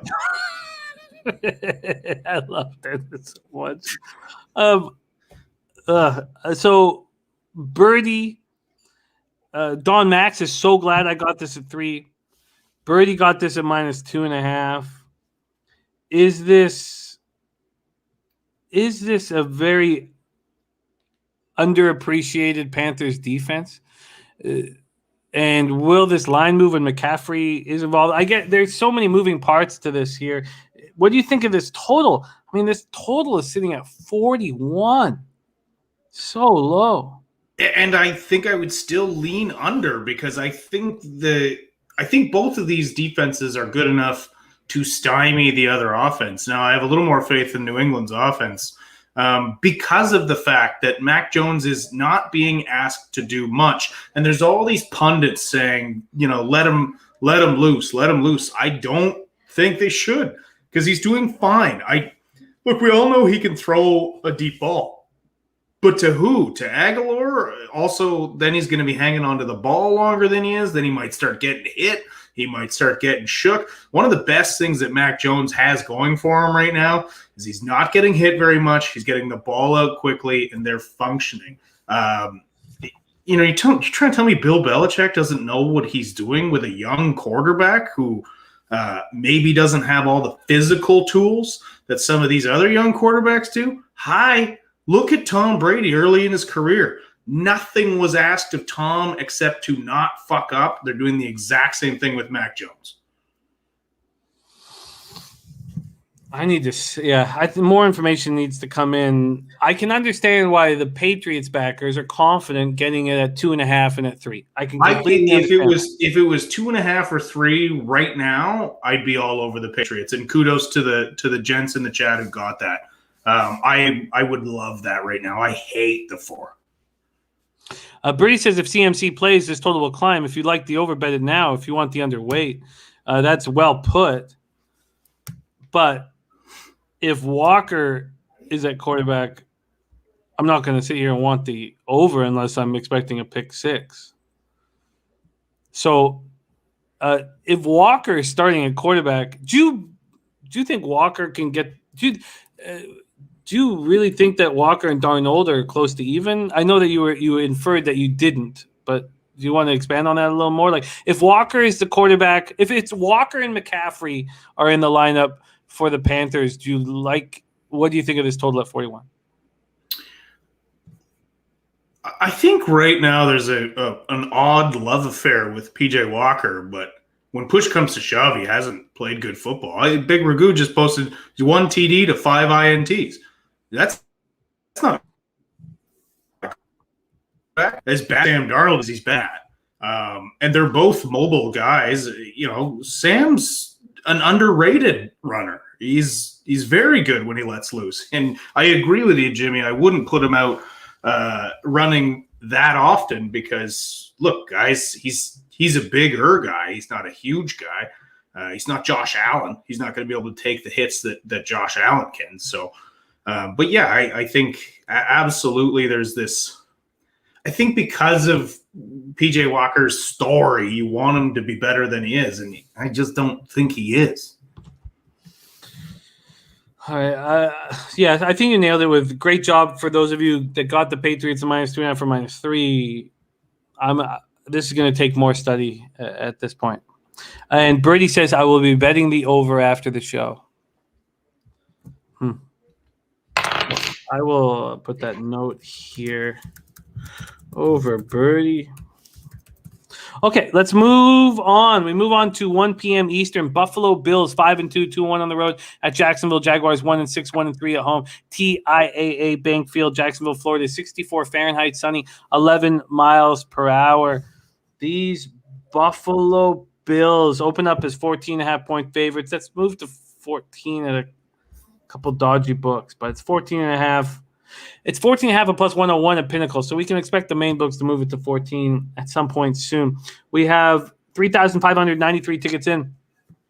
Of the early tickets, 91% of tickets are on Buffalo. 99% of the cash is on Buffalo. Then from a total scenario, 67% of tickets on the over, 73% of cash on the over. And there's Joshua Kiokanlaya. Joshua, my man, we haven't got to the Niners breakdown yet. And I can't wait till we do. I was, of course, studying and researching for the show, and there's Jimmy G saying, when he threw the ball into the end zone, he's like, I don't know if you know this, Bebsie, but he's saying, oh, my boys. Well, I know you know this part of it, but not the second part of it. But he's saying, the guys I went to college with, where they're sitting in the stands. I hope one of them caught the ball. It was Joshua Kiokanlaya that caught the ball there. He has that Jimmy G ball that he threw into the stands, and nice. What a memorable day. That's what makes sports so magical, Joshua. You have this moment that you'll remember for the rest of your life, and put a huge smile on our face when we saw the ball. Love you, buddy. Birdie says, I bet Buffalo at -14. Bills coming off a 26-11 win at home over the Dolphins. It was just 3-3 at the half. Coming off a bye. I can't give you a statement necessarily of what I think NFL teams do off a bye in the first half. I find it easier to tell you about the CFL because it's such a 9-team league and they always start slow off the bye. But it's different. They're making way less money and they don't go on vacation necessarily. Who knows? They have to be firemen for that week they were off. But in the CFL they always start out so slow. So I chalk up the Bills' slow start to just not being sharp early, a divisional game. They beat the Dolphins for a series record 7th straight time. They outscored them. Well, who cares what they outscored them in all those games? After going 10-19 for 80 yards through Buffalo's first series of the second half, Allen completely took over. 19-23, 169 yards, blew the game wide open. 29-42 for 249 yards, 2 touchdowns, no interceptions. Ran 8 times for 55 yards, 1 touchdown. Cole Beasley caught 10 passes for 110 yards. Nice to see him step up in a big way. Jordan Poyer all over the field. 10 tackles, 1 interception. He returned for 26 yards. Bills got 2 sacks and 6 quarterback hits. Offensive tackle Spencer Brown, tight end Dawson Knox, defensive tackle Justin Zimmer were all inactive last week. Listed as questionable to go this week. This is a healthy squad that is primed for a big second half push. One of the easiest bets ever. And it's always so much easier, after the fact, but was the parlay that I put out, and everyone's like, you bet. It's the first parlay I bet in like 2 years, but it was so easy. It was Packers to win the division, Bills to win the division. Jaguars coming off a disappointing 31-7 loss at Seattle off of their bye week. They avoided being shut out, which they would have been shut out for the 4th time in franchise history. Trevor Lawrence to Jamal Agnew with 1:49 left. Thank God for the under. I would have lost my shit watching how bad they played. Trevor Lawrence 32 of 54 for 238 yards, touchdown and a pick. Dan Arnold led the receivers to 8 catches for 68 yards. They didn't get much from the ground game. James Robinson was got hurt, bruised heel. He's day-to-day. Carlos Hyde, 9 carries for 32 yards, caught 4 passes for 40 yards. Josh Allen was the only defender to impress. 6 tackles, 4 for losses, 2 sacks. This is a pretty healthy team, just 1 game removed from their bye week. I mean, the only person you can really blame for how terrible they looked is probably Urban Meyer. We have Birdie already on the Bills -14. Is this the look here, Bebsie? What do you do here? There's still, at least what I'm looking at, there's still a -14 at Bet365 at -110. And I want that, and I'm contemplating the first half. There's a -7 available first half for them, and I kind of want a Bills double-up spot here. I'm just looking at a team that's been a throttle-down team. They've been great in first halves all year. And we're going against a Jacksonville Jaguars team that is obviously not a very good team. They're not well coached. If I'm Urban Meyer, I'm not playing Robinson unless I'm absolutely certain he's ready to go. He's such a young, talented player that why risk it in a game that you're not going to win? You're not going to beat the Buffalo Bills this week. Your season's over at 1-6. Why risk this guy? Maybe, it's Urban Meyer, so I don't trust him to do the right thing ever in any scenario, on the field, off the field. But I just wouldn't play him. And therefore, Carlos Hyde should be the lead back. I like Carlos Hyde. His best days are behind him. I don't know why everyone wouldn't love Buffalo, even at 2 touchdowns. They're just a vastly superior football team that has had no problems, running up scores on teams this year. And I don't think that'll be any different this week. Dennis Garcia's on Jacksonville +14. Gerald Jones says double-digit favorites covering 70% of the time the last 3 years in the NFL. Birdie says, when is the last time you saw me bet a -14? JT says, should be a Bills blowout. Pocket quarterback Lamar Jackson says, Jaguars upset. Dennis Trusty said, Bills crushed the Texans, Washington Chiefs, and covered against the Dolphins, which 3 of those teams are unequal of the Jags. Look ahead spot to the Jets. Says, not sure why they don't crush here. It's a 14.5, by the way, at Bet365 right now. The book that we use to look at market movement, they've had problems for the last couple of weeks, and they're not. I don't know what's going on with them. It's been a pain. I might have to move over to the Action Network. Slatsy says 4-0 Leafs final. Says you hit your side. I called 4-1. I said it would be a 4-1 final. It was very, very, very close. Mr. Funmonk says this line should be Buffalo -10, so the line is inflated, which is obvious why. So I can't get you is there a 7 first half available? I find that very hard to believe that there would be. Let's check that out right now. I just refreshed mine, and I got it at Pinnacle at -118. Okay, yeah, no, Pinnacle is let me pull up Pinnacle right now. So is this a spot that you are interested in doubling up? Yeah, I want that 14. I'm definitely taking the first half at -7. All right, let's see. I want that 14 though. Let's get over to Sunday here at Penny and get NFL. Here we go. Just going on the Pinnacle site here. So here we go. Bills. So 14.5. It's 14.5 at Pinnacle right now. So I'm just going to take the 7 at the half for now. It's probably the 14.5 is probably going to get further, but I'm good with the 7. Okay, and you're getting the 7. 7 is available at -118. -7 at -118. So let's get Bebsie in on that now. That makes a ton of sense, doesn't it? The Bills have been excellent first half, and I don't expect the Jags to come out rock. They have been excellent. This last week was the first time where we have not seen them. By the way, at Bet365, that's -125, so it's still available. What is? Vipe.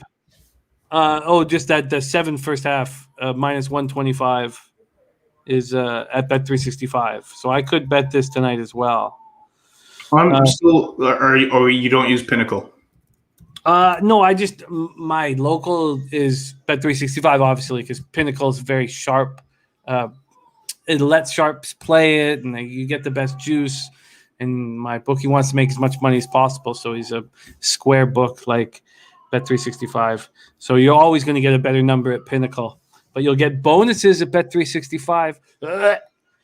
So -118 at Pinnacle for Bebsie. Bills first half. Apologize for my son in the background. He's not feeling well, and he's obviously searching for titty. Bills first half -7 and -118 at Pinnacle. Oh, jeez, he's not pleased. He's nonplussed. I think the Bills first half does make sense. Jared says, sounds like a no-brainer to me. JT giving us a final score of 35-14. I wonder if it's just the Bills double-up spot. 99% of cash on the Bills. I'm certainly going to have to think this out. But clearly, if you want the Bills, you got to bet them as soon as possible because this number is just going to go up and up and up and up and up. JT says warm Jacksonville weather. I don't have it that warm. Because how's it only 64 Fahrenheit? It's only I must have looked. That can't be the case. I don't know why. It can't be that cold in Jacksonville. I'll double check the weather there. But Bebsie's on the board. First half -7 to -118 at Pinnacle. There's only 14.5 that I can find at this point. We'll see if there is a 14. CMAC in the house. Thank you for the dono, CMAC. Man, I love you, buddy. Okay. Let's move on to Minnesota Vikings at Baltimore Ravens, 1 p.m. Eastern. By the way, CMAC will be hosting our NCAA basketball show, which we're so excited about. It looks like it's going to be Monday to Friday and right at the witching hour before tip-off. And it's going to be Maxwell Smart and Connor Mack, which is going to be such a great combo. So CMAC, our host of college basketball here. Minnesota Vikings 3-4, 1-2 on the road. Ravens 5-2, 3-1 at home. We're at M&T Bank Stadium in Baltimore, Maryland. 56 Fahrenheit, sunny, 8 miles per hour. This mini offense has been good. 270.7 yards through the air, 124 on the ground. It's their defense that has holes, allowing pretty much the same amount. 246.1 through the air, 120.9 through the ground. Baltimore's offense. 268.1 yards through the air. Very impressive. Their secondary has been so bad, allowing 296.1. But they go for 149.4 yards on the ground, and they only allow 86.1. This is a fascinating game, and I can't wait to break it down. Baltimore, Minnesota. Let's move over to full game here. We have Baltimore opening up as 5.5-point favorites. It's either 5.5 or there's some of the dodgy books are hanging 6s. This total opened up at 50. It's now at 49.5 or 50. When we go over to the cash flow in this spot, we have Baltimore with just 2,395 tickets in. 80% of the tickets on Baltimore, 70% of the cash. Then we have 55% of tickets, 68% of cash on the under.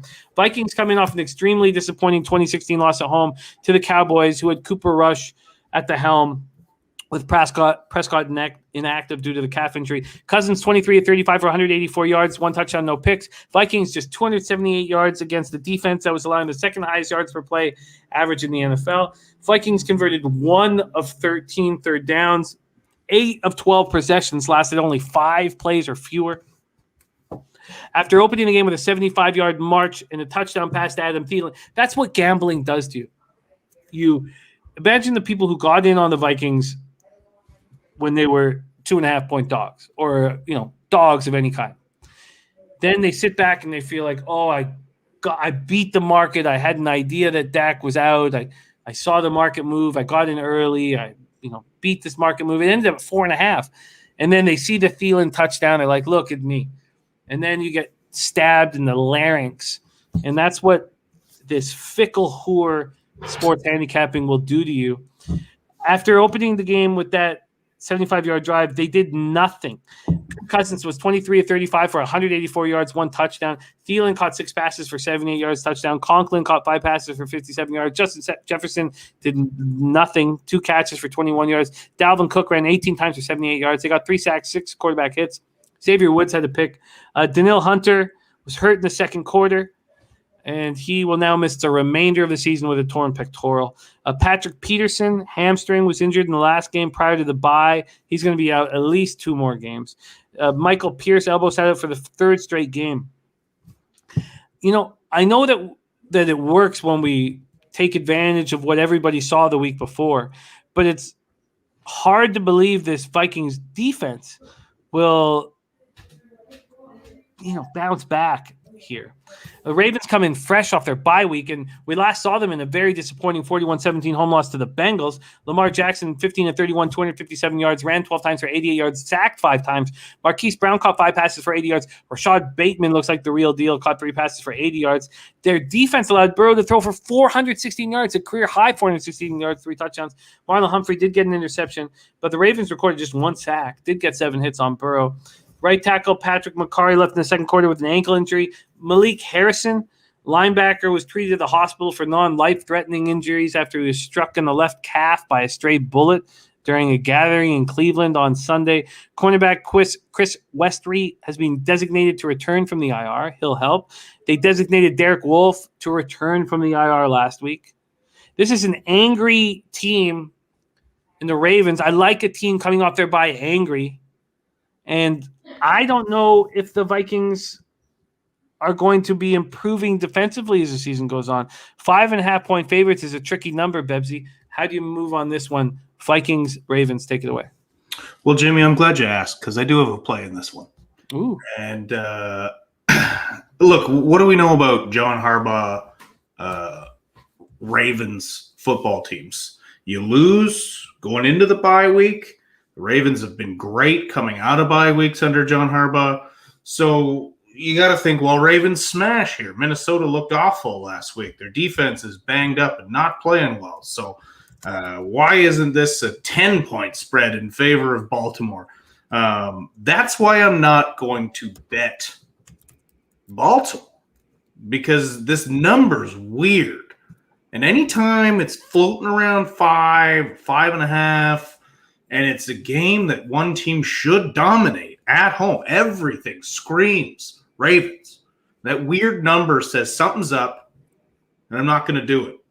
But what I am going to do is bet the over. There's a 48.5 at Pinnacle.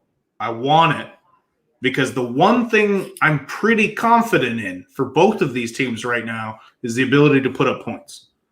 I think Minnesota is going to put up points. Kirk Cousins, people shit talk him all the time, but he seldom has 2 bad games in a row. And the Baltimore Ravens coming out of the bye week, playing as well as their offense has been playing, and playing against a banged-up Minnesota defense, are going to be able to put up points. So I don't know where this is going to land. I think Minnesota could pull off an upset here. But what I am very confident in is this over. I like the look. where are the Ravens susceptible? They're susceptible through the air. How do the Vikings hurt you? They hurt you through the air. I'd like just to go back to this Cowboys game and just remind myself what they average here through the air. Here it is right here. Cowboys were allowing 278.1 yards through the air, and yet, well, why were the Vikings unable to move the ball against the Cowboys? I'm still trying to. Now I stayed off that game, but I'm still trying to comprehend that. I don't understand. Any given Sunday, Jimmy. You can have bad weeks, but Kirk Cousins doesn't put up bad weeks in bunches. Well, let's get you locked in here with this over. What was the number that you saw? 48.5 at Pinnacle. That's a nice number. What do we have? What are we hanging here at? Wow, 49.5 here at Bet365. Is Pinnacle? No, obviously I believe you, but I'm shocked that they're giving us a number that's that much lower than everything else. 48.5. So I've 49.5 right now at Pinnacle. Yep, it has changed since we started talking. Minus 112. And it's juiced. It's at minus 112. Big Roo says these are two most untrustworthy teams week to week in the league. Gerald Jones says Vikings terrible on third down. I'm going to pull up FanDuel and take a look and see if I can find a better number here for the over. So it's 49.5 at Pinnacle minus 112. It's 49.5 at Bet365 minus 110. I'm going to check out FanDuel right now. If you had a free – well, Braves are up 5-0. If you had a free play and look at Jose. Jose went up against two big bets here on our show because we had Ron Crawford and Taint play today on the Astros. If Jose is going to be able to sit here, and I'll be very proud of him. Bebsie, if you had a free play on the side at 5.5, what do you do? Vikings, only because this number, something's not right. My brain says Ravens, my gut says Vikings, and I've been trusting my brain too much this season, so I think I'm going gut play. Yeah, the 49.5 is minus 114 at FanDuel. So do you want – so the cheapest is the 49.5 at minus 110 at Bet365. Do you want that? Yeah. Yeah, I'm still going to take it. Over 49.5 at minus 110 at Bet365 for Bebsie. I would like to take advantage of what everybody saw from the Vikings against Dallas, but I still got to figure out – I mean, I think that you nailed it with Harbaugh off of a terrible – I think it's great that they lost in coming to the bye, so they can question everything and worry about everything. Very, very tricky. I'm going to need more time to analyze this, but I imagine that this gets to 6 by Thursday. Isn't that where you expect the line to go, Bebsie? Yeah, but I don't know why it's not there already. That's what weirds me out about this. And if you keep seeing money come in on the Ravens, but the line not moving, something's up. All right, let's move on to the next spot. It is the last 1 o'clock game on the board. Houston Texans at Miami Dolphins. I did purposely put this last. Not that I wanted a dull point at this moment in the show. Texans 1-7, 0-4 on the road. Dolphins 1-7, 0-3 at home at Hard Rock Stadium in Miami Gardens, Florida. 78 Fahrenheit, sunny, 14 miles per hour. There's Kirk in the house. Great to see you, Kirk. Texans offense is being very bad under Davis Mills. Their numbers are not atrocious just because of what happened there in the fourth quarter once they were down 38-0 after 3. 205 yards per game through the air, 76.1 on the ground. Defensively, they allowed 253.3 through the air and 148.1 yards on the ground. the 148 is just because they're always losing, and so teams just run against them. Dolphins offensively put up 223.3 yards through the air, 78.6 on the ground. I don't know how anybody, especially just anyone who plays like DFS fantasy or is in, any kind of football pool, how would you put that group of running backs together and think you're going to take care of business? I mean, when they got rid of Kenyon Drake, I was like, oh, okay, but who do you have? A Gaskin is just not an every down quarterback. Defensively, their secondary has been so bad, 291.1 yards through the air and 115 on the ground. This is a ugly football game that it's all around whether Tyrod Taylor is going to be behind center, which we expect at this point that he will. Dolphins open up as 6.5-point favorites. That's moved to 7 at some books. You can still get 6.5. This total opens up at 46. There's 45.5s, 46s, 46.5s. When we go over to where the cash lies in this spot, we have 2,156 tickets in, so still a small amount. 61% of the tickets on Houston, 65% of the cash on Houston.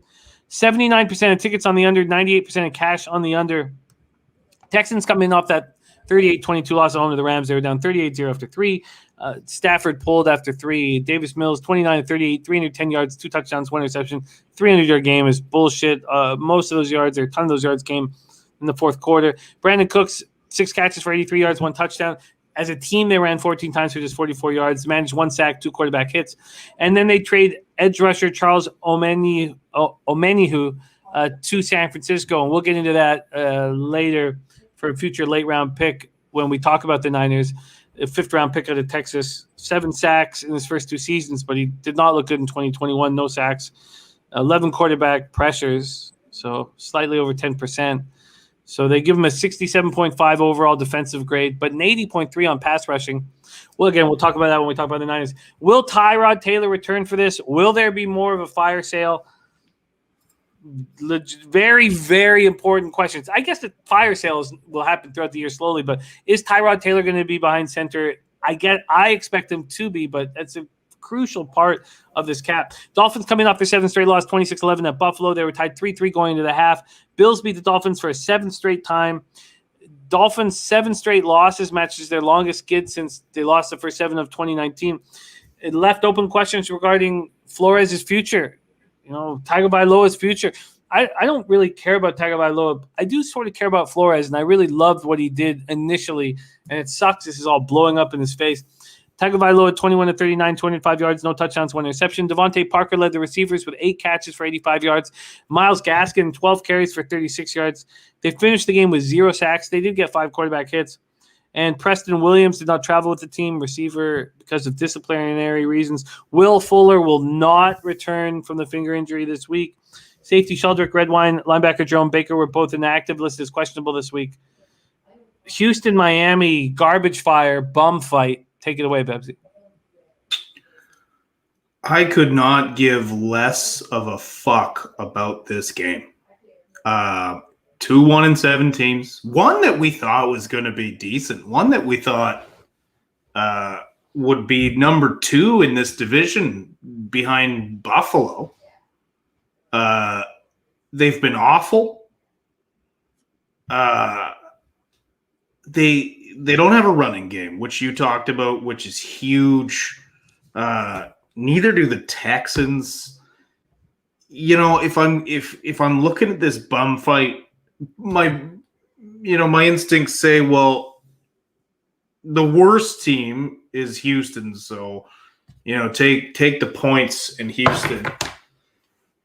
But Miami has lost a couple of tough games. As much as Tua is taking it on the chin, he hasn't been their only problem. He's played fine in some games. And I'm not a Tua supporter. I thought it was a terrible decision to take a guy who was so injured at Bama and, was fine. He was good at Bama, but look at his fucking roster that he had. Look at his weapons that he had. And so I think Tua's okay. He's better than a lot of people are shitting on him. I was shitting on him and backpedaling a little bit. He's not as bad as I thought he was. And he certainly doesn't deserve all the shit he's taking. Look, free play Miami. I've already talked about this more than I want to. Do you think it's possible that Tyrod Taylor is not in the lineup here because they have a bye week next week? I think I don't know. What are you saving Tyrod for? Are you building around him? He's not your young quarterback? I think if he's ready to go, he's going to go. I don't think it's like, oh, if we get one more week for Tyrod, then we can get him back and then make a push for the playoffs or save him for the future. I mean, Tyrod's there so they wouldn't have been such a dumpster fire given what happened with Deshaun Watson in the offseason. He's another bridge guy who I feel bad for because I do really like him, and I think he's better than the shake that he's been given in the NFL. So, yeah, I don't think that's a factor. I think if he's ready to go, he's going to go. Do you think, and I know that we could just move on to the next game, but do you think that we're getting a very – no, and I'm saying this knowing how good Tyrod looked for a short period of time beginning of the year. Do you think we're getting an enormously cheap price on the Dolphins and we should smash this? A part of because are at home and they are a much better football team. But I still don't want to bet them. Oh, where are the tickets at in this one? We have need to see this again. 61% tickets, 65% of the cash on the Texans. Brady says, why are you playing Tyrod at this point? Not sure why we think he plays again. Why would he? I mean, why? But I can understand both sides. Why would he? Why wouldn't he? I mean, it's not like I think because I think if he comes back, he deserves the start. I mean, you're blatantly tanking if he comes back healthy and you don't start him. And look, Tyrod deserves to play. That's why he's playing. He deserves it. I think players and coaches have respect for this guy. And therefore you have to play him. He comes back and you say, we're gonna try and develop Davis Mills. No, if he's healthy, he's gonna play. Nice work, Gerald. Catching the heat. Why do we not bet the under here right away? Because the Texans defense is so bad that the Dolphins could put up 30 plus points. But if Tyrod plays, then they're capable of moving the ball with him. So I don't think you can just easily bet the over in this. Or the under, rather. Okay. I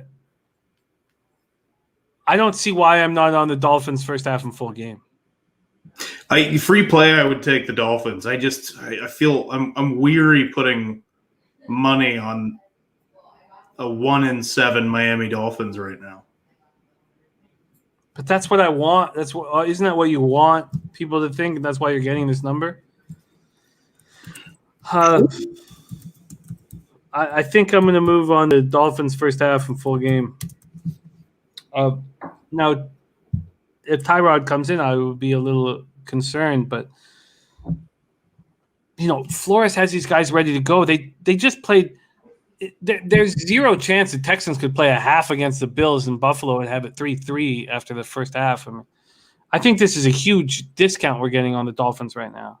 And the only reason why there would be sharp money on Texans, I'm guessing, is because they think Tyrod Taylor is going to be in there. So, Viper.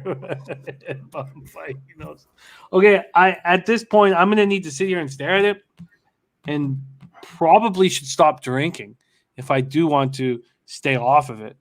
But I don't see why it's not a Dolphins smash spot, get right spot. Now, they're never going to get right. This team's not going to make the playoffs, not going to go on a run, most likely in the second half. But isn't this the perfect spot? And then Brady says, or is it a setup? It's only a setup if Tyrod Taylor's in. So I think I got to move on the Dolphins here. I thought the Dolphins played very well against the Bills. I mean, holding them to 26 points, 3 at the half. I want you to win it. I can't join you, buddy. Okay, well, I'm going to have to think on it a little more, but that's the plan right now. Let's move into afternoon action. 4:05 p.m. Eastern. Los Angeles Chargers 4-3, 2-1 on the road. Philadelphia Eagles 3-5, 0-3 at home. We're at Lincoln Financial Field in Philadelphia, Pennsylvania. 54 Fahrenheit, sunny, 7 miles per hour. This Chargers offense, 271.9 yards through the air, 104.4 through the ground.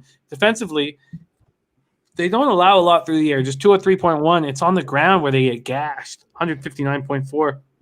The Eagles can do exactly that. That's what they can do against you, even with Miles Sanders out. Offensively, the Eagles put up 216.4 yards through the air. On the ground, 131.6.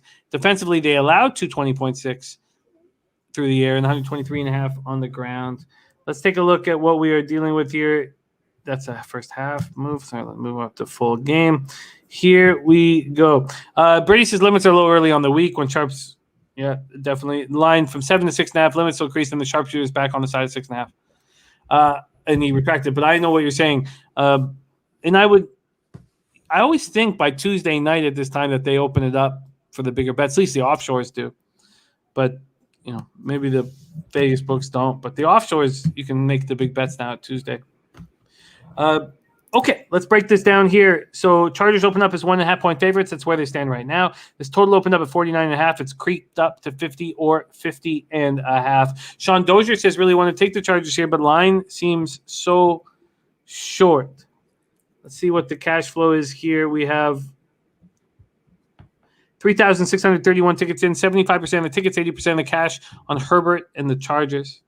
Then we have 63% of tickets, 80% cash on the over. Sharon in the house, thank you for joining us. Chargers coming off a disappointing 27-24 loss at home to the Patriots. Herbert was on pace for a career-low game before going 6-9 for 70 yards late in the fourth. And the 24-yard score to Joshua Palmer that cost me a huge week. Herbert was 18-35 for 223 yards, 2 touchdowns, 2 interceptions. Austin Eckler, 64 yards rushing, 60 receiving, 8 touchdown of the season. Keenan Allen caught 6 passes for 77 yards and a touchdown. Justin Jackson ran 3 times for 79 yards, but he suffered a quad injury on that big run. He's listed as questionable to go this week. The defense did not get enough pressure on Mac Jones. 1 sack, 4 quarterback hits. Cornerback Michael Davis suffered a hamstring injury during the second quarter. Did not return, listed as questionable. Asante Samuel Jr. is in concussion protocol. Eagles coming off a dominating 44-6 victory at Detroit. It was their most lopsided win on the road since beating the St. Louis Cardinals by 42 40 years ago. Jalen Hurts was 9-14 for 103 yards, also ran 7 times for 71 yards. I felt like I didn't probably deserve this over that we both got, Bebsie. And then I was just imagining Dennis Garcia just going, so much pain because he was, the Lions get held to 6 points. You imagine you're going to catch the under. And I felt bad for you, and I didn't deserve it. Goddard caught 6 passes for 72 yards. They ran for 236 yards and 4 touchdowns. So Miles Sanders on injured reserve. Boston Scott ran 12 times for 60 yards, 2 touchdowns. Jordan Howard runs 12 times, 57 yards, 2 touchdowns.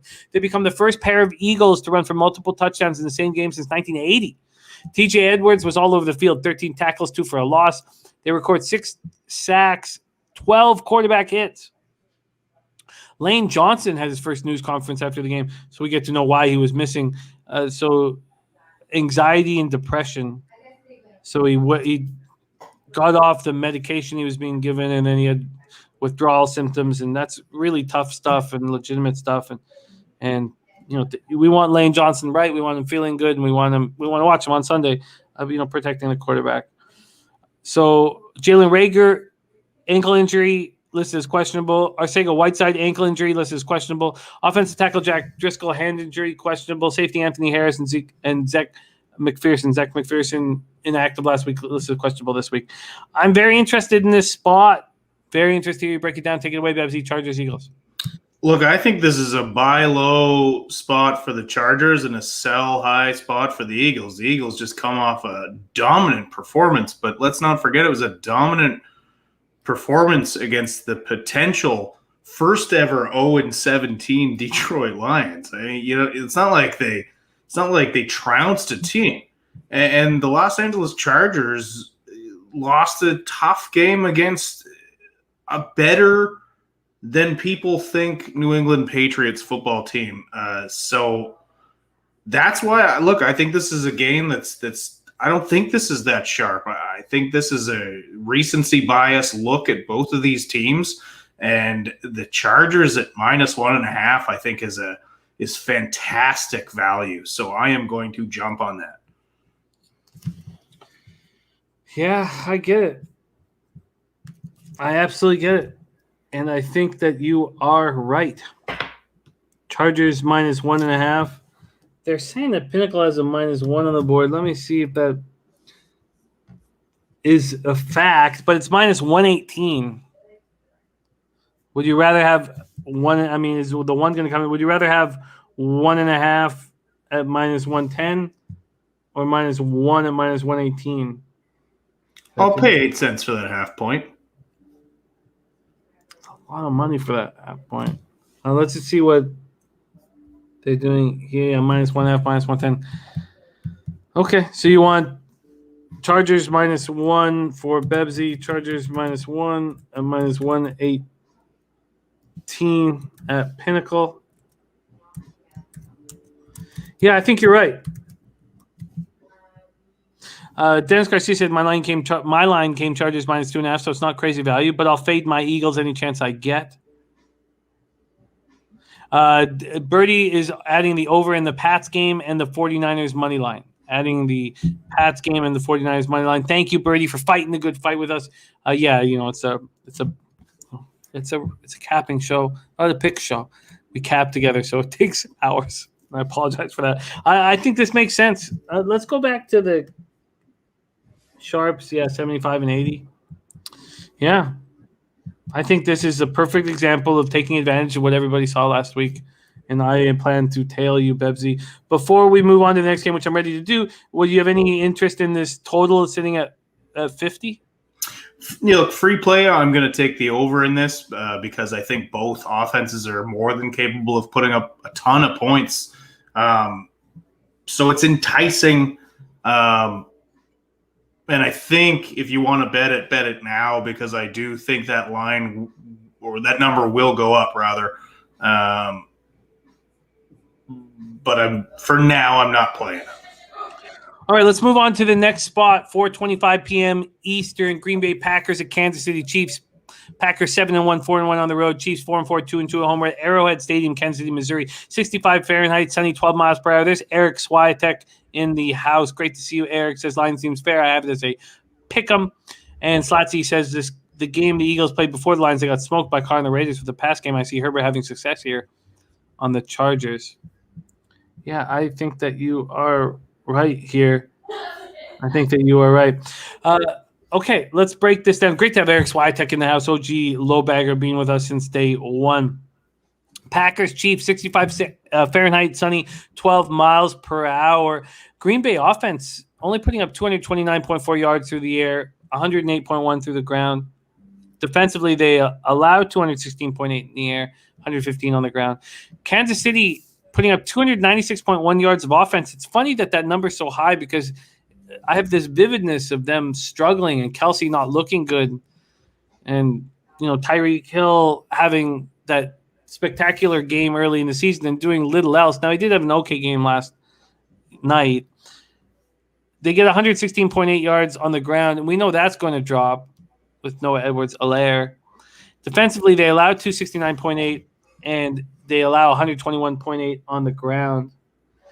We have this has been so Birdie before the Chiefs game got the Packers at +3, and he tweeted it out. And anybody who has a book that offers those opening lines early, like Bet Online and others, could have got it. But now we are at a pick'em or the Chiefs -1. Total is sitting at 54 and Jimmy, there's still a KC -3 at Bet365 at -105. I just refreshed my feed. The right now I'm on Bet365. The Chiefs are 1-point favorites. The site that you're looking at it's been kind of funky for like 2 weeks. So if you go on Bet365, are you on Bet365? No, I'm on SBR. Yeah. It's just the site's fucked. They a lot of stuff going on over there. They sold the company, a lot of shit going on. So, okay, so let's break this down. Packers, Chiefs here. Packers come in on extra rest and preparations after their 7th straight victory, 24-21, at previously unbeaten Arizona. And it was a nice double-up spot.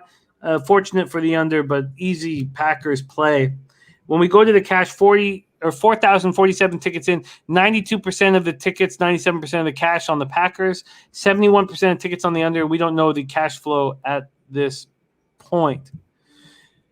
They did it without the services of their top 3 receivers due to COVID and injuries. Aaron Rodgers, 22 of 37 for 184 yards, 2 touchdowns. Preston Ekdahl says, who's betting the Chiefs at this number? Aaron Jones ran 15 times for 59 yards and a touchdown and was Rodgers' number 1 target, 7 catches for 51 yards. A.J. Dillon ran 16 times for 78 yards. Randall Cobb had 2 touchdown receptions. It was Jose's bet that Randall Cobb would get. It was his say-hey play of the day. A touchdown at plus 150. He caught 3 passes for 15 yards, but 2 went for touchdowns. So catch it, Jose. Jalen Smith's tenure with the Packers turned out to be very, very brief. It was wild. Less than a month with Green Bay. Very strange. His whole career has been very strange. So he's gone. So he played 27 defensive snaps. Devondre Campbell had another big game with 7 tackles, 2 for loss, 1 sack. Rasul Douglas, I mean, look at this story. 9 tackles, game-saving interception. And he was on the added active roster 3 weeks ago. They signed him off the Cardinals practice squad. And there he is picking off Kyler Murray. Now, it was obviously a miscommunication between Murray and A.J. Green. I blame Green. Kingsley Kike left the game, defensive end. Running back Kylan Hill carted off the field in the third quarter. Robert Tonyan tore his ACL in the third quarter, done for the year. Devontae Adams and Alan Lazard were put on reserve COVID list earlier in the week. They're expected to return this week. Marquez Valdez-Scantling also expected to return. Kevin King, inactive, remains questionable. And as you guys know, Jair Alexander out for the year. Chiefs are on short rest and preparations after their 2017 win last night at home over the Giants. Mahomes 29-48 for 275 yards, 1 touchdown, 1 pick. The interception was his league-leading 10th. And Trevor Lawrence has 9. Tyreek Hill led the way with 12 catches for 94 yards and a touchdown. McCole Hardman, 5 passes for 63 yards. When I watch McCole Hardman play, I'm like, why are you not catching for 100 yards a game, man? Travis Kelce, I worry about him. I feel like he's taking too many big hits, and that this is just the beginning of the end almost. And I don't want to say that, and I don't. Darrell Williams ran 13 times for 49 yards. Derek Gore ran 11 times for 48 yards. Not bad. The defense looked much stronger with both Chris Jones and Frank Clark in. And they acquired Melvin Ingram from the Pittsburgh Steelers in exchange for a 2022 6th-round pick. Ingram, 32 years old now, played 62% of Pittsburgh's defensive snaps this season. 1 start, 9 tackles, 1 sack, 18 pressures as a pass rusher. And he joins this Chiefs team that's been so bad defensively. Now they're going to improve that Frank Clark and Chris Jones are playing together. But Melvin Ingram's even questionable to play this week with a groin injury. Linebacker Anthony Hitchens, defensive tackle Kalen Saunders, offensive tackle Mike Rimmers listed as inactive this week. God, this is a fascinating football game. Green Bay, Kansas City. Take it away, Bebsie. I don't think you could put much stock into Melvin Ingram. If Melvin Ingram can't generate much of a stat line opposite TJ Watt, how's he going to do it opposite anybody else? TJ Watt's, a top 3 defensive lineman in football, he's arguably the best edge rusher in football right now. So why do we think that matters? I personally don't. Look, I think this is totally based on what we think Kansas City can do. And look, we know what this offense is capable of. We know that at any given moment, these guys can have a stellar game and go off and look incredible. But I'm seeing a Kansas City team that's gone deep in the playoffs a few years in a row. They just don't seem to be clicking right now. And the Packers should be favored in this, even though they're going on the road to Kansas City. Aaron Rodgers is not going to be intimidated by Arrowhead. He played great, even with his top 3 receivers out. He should be getting at least 2 of them back this week. This is a Green Bay Packers play for me right here. +3 is really nice. I'll take +1. They're still betting. They're still giving KC the benefit of the last 3 years in which they've been fantastic. But right now, Kansas City is not a good football team. And until they prove to me that they are again, you got to fade them, especially against Aaron Rodgers and the Packers. So I understand how some people might view this as a trap, potentially, the way, Green Bay 7 straight, Kansas City get right spot at home. I understand the logic of the other side. I just think it's got to be Green Bay. Do you want plus 100 or do you want the plus 1 or minus 110? Sorry, what's my other? Plus 100 on the money line or plus 1 at minus 110? I'm going to take the money line. All right, Bebsie moving on the Packers at plus 100. So, you want your, in life when there's jealousy amongst your friends, it's always just, I just can't imagine it. You want your friends to succeed. You want your friends to be better. Everybody rises up together sort of thing. And then when in gambling, when you see your friend make a smart move and I watch it go past, like Birdie put out the plus 3 and a bunch of different cappers were like, how is it plus 3 right now? And the Chiefs hadn't played yet. And for whatever reason, I get this, like, I guess jealousy is the right word. And this has kept me from making money when I don't move on something because I'm like, well, Birdie got that plus 3, and now I'm going to sit here and take this even money spot, and it's cost me money. It's cost me money. And I've got to get over it, and I needed to probably say that out loud just so I can hear it. And I'm not going to move on this immediately with you either, but I think Bebsie was just angry with my Molly's fucked off. But this happens to me. I watch cappers get a better line than I can get, and then for whatever reason I guess jealous is the perfect word for it. I understand why you're on the Packers here at plus 100. I also love backing teams on consecutive home games. And, the Chiefs are in that situation, and the Packers have a lot of moving parts. I love the consecutive home game situation in football today with Ohio. And Ohio looks, they're a 1-7 team that looks very good, but I digress. Viper says overly cautious, Jimmy, not jealousy. I think there's a bit of jealousy in there, Viper. I'm being honest. I'm being honest. Fanatical Jim says Birdie and Pidgeons living rent-free with Jimmy. Okay, Bebsie's on the Packers plus 100. I'm going to sit and stare at it throughout the evening. Bebsie, this total sitting at 55 is dropped a half point or a full point. What do you think of it? Is it too high or too low here in Kansas City on Sunday? I think you're probably looking at what should be a high-scoring affair. But the way the Kansas City offense has been so up and down, I don't know how much stock I would want to put in them scoring points. So you're right. It feels a bit high for me.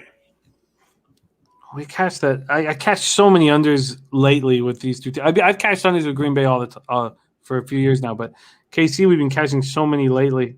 This feels too high. Now it's gorgeous all across America on Sunday, but there's 12-mile-per-hour wind, which is not much. I'm interested in this under. All right, let's move on to our next game. 4:25 p.m. Eastern. I believe this is 3 games left. Yes, 3 games left.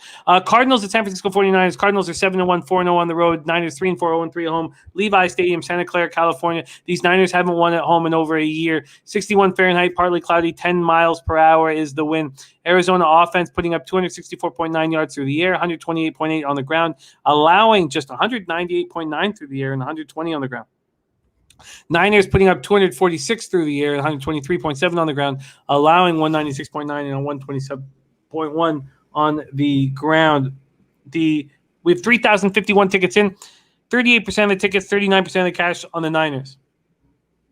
Believe that Arizona is going to bounce back here.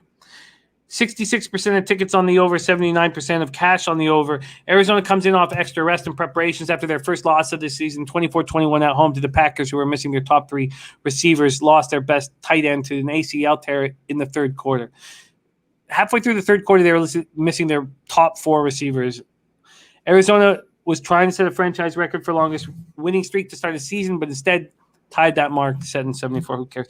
Kyler Murray, 22 of 33, 274 yards, no touchdowns, 2 picks. Last one coming from the 5-yard line with seconds remaining. He tweaked his ankle. It was clear. He's listed as questionable to go this week. I'm sure he's going to go.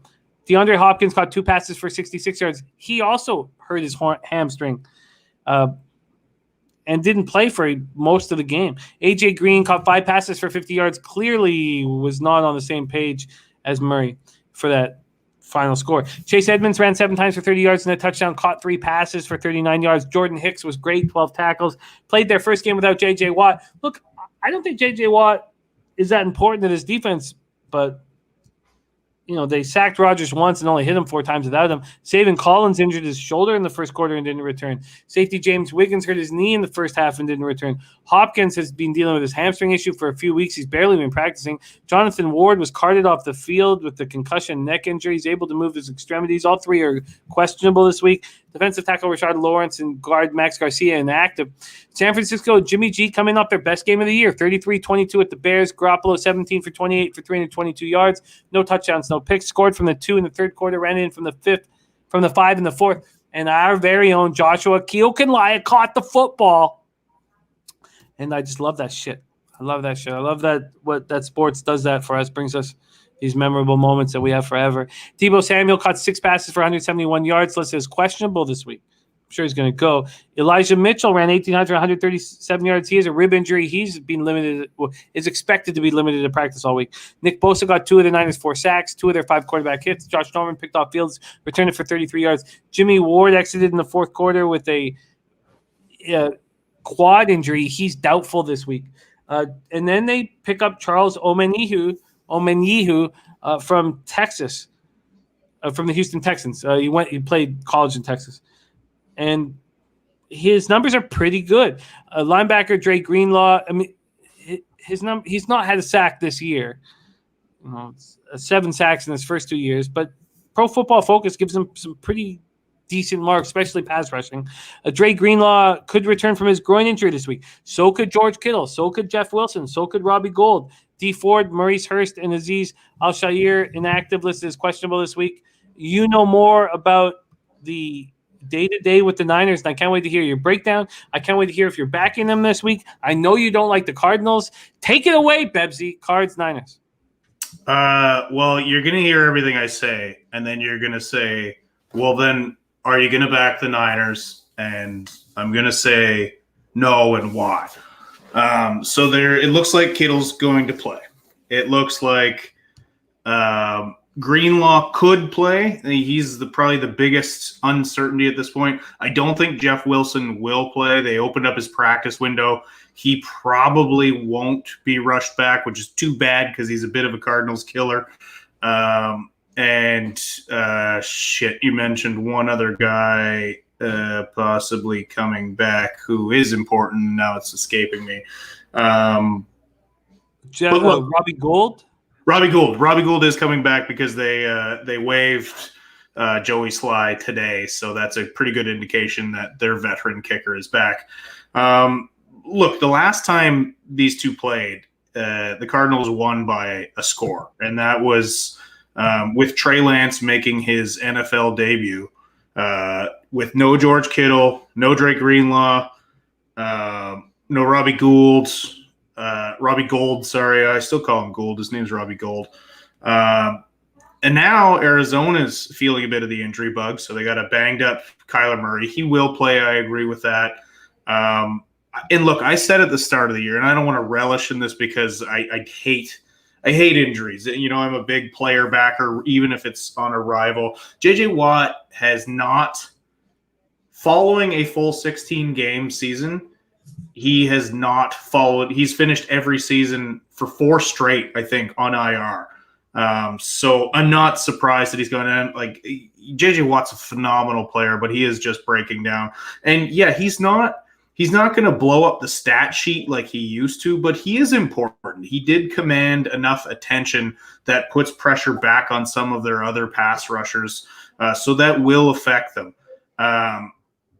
This is a tough spot for the Cards. They're now banged up going into San Francisco, playing a team that could very well build off this. They needed that win against Chicago, and they're getting some reinforcements back, which should be a mental lift. If this team gets right, and if Kyle Shanahan can build on the great game plan he had last week, they're starting to believe in each other again. Guys like Trent Williams have been speaking out for a while, being like, we don't need anybody else. We have who we need in this locker room. We just need to get right. I thought it was a very convincing second half. They came out and they took control of the game in the second half. Debo's been dealing with a calf injury for the last 3 weeks, apparently, which is concerning. You know, he's number 2 in the league in yards right now. Their offense obviously runs through him, so I think you'll see less Debo targets this week, and they'll use him a little more sparingly because I think they're going to try and rest that calf as much as possible. So Kittle coming back is huge. But the nice thing that with Kittle being out, Charlie Warner really stepped up as a blocker. So I think you're going to see a few more targets Kittle's way if he's back this week, which I believe he will be. So everything kind of leads towards the Niners. But here comes the part where I say why I'm not backing them. I need to see Kyle consistently call another game. He's been really shaky with the play calling this year. It's been weird because he's been such a great OC his whole career. Just a great offensive-minded coach. And exactly, Slats. This is why. I need to see him do it 2 weeks in a row. I need to know that wasn't them just beating up on a Bears defense without Khalil Mack.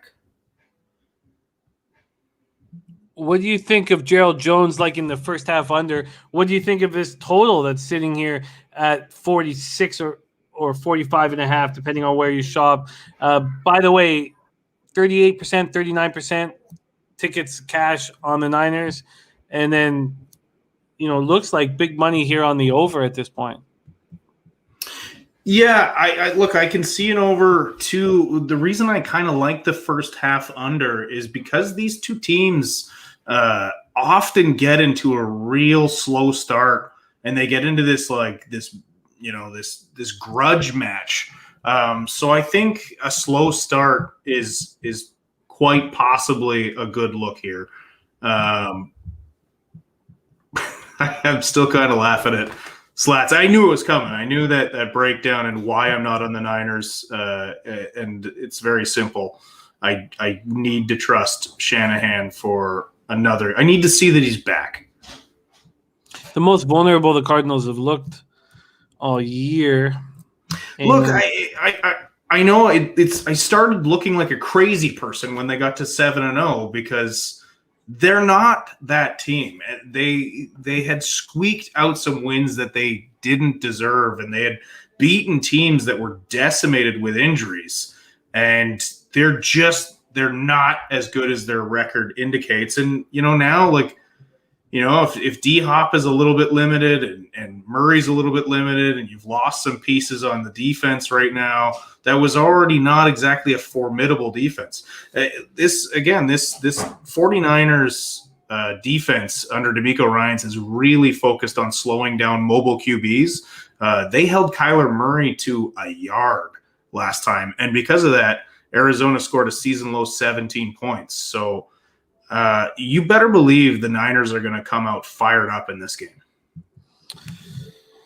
Well, I'm going to move on the Niners. I think they have look, this line for a team that's 3-4 and 0-3 at home, the fact that they're sitting here as I would like to give you the exact odds, but our site's down a little bit right now. But 1 point favorite, or minus 110 on the money line. I think this team will roll. And look, the Cardinals are going to be a menace this year, but would it surprise me if they come back to earth here? No. I am going to move on the Niners. Let's move on. We have 2 games left on this card. Let's move on to our Sunday nighter. Tennessee Titans 6-2, 3-1 on the road at LA Rams 7-1, 3-1 home. SoFi Stadium in Inglewood, California. I don't think we need to go over the Tennessee's offensive and stats because, and I know that this injury probably hurt Bebsie the most of any this year as a fellow running back. Offensively, 229.5 yards through the air, 147.6 on the ground. And sadly, Derrick Henry had a foot injury. Of course, it's a foot injury that we don't see. He's such a fucking man. It's a foot injury that we hear about after the fact, after the game. Defensively, they allowed 267.4 yards through the air and 100.8 on the ground. Rams put up a 301.8 through the air and 104 on the ground. 261.1 they allow through the air, 103.4 on the ground. Open up as 8-point favorites, which is pretty much where they are right now. 7.5 at most books. This total at 53.5, which is pretty much where it opened. When we go over to the cash flow side of things, we have 5,031 tickets in. So we actually have more tickets in on this game than any other game. 77% of tickets on the Rams, 95% of cash. Wow. 42% of tickets on the over, 87% of cash on the over. Titans coming off their 4th straight win, 34-31 overtime at the Colts. Derrick Henry underwent surgery Tuesday on his injured foot, expected to be out. Schefter says he's out for the rest of the season.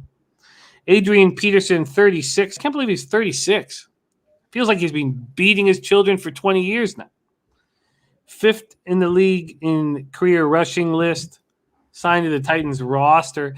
They also signed Deontay Freeman. I don't know why I wrote for Deontay Freeman to their practice squad Tuesday. But I don't see any.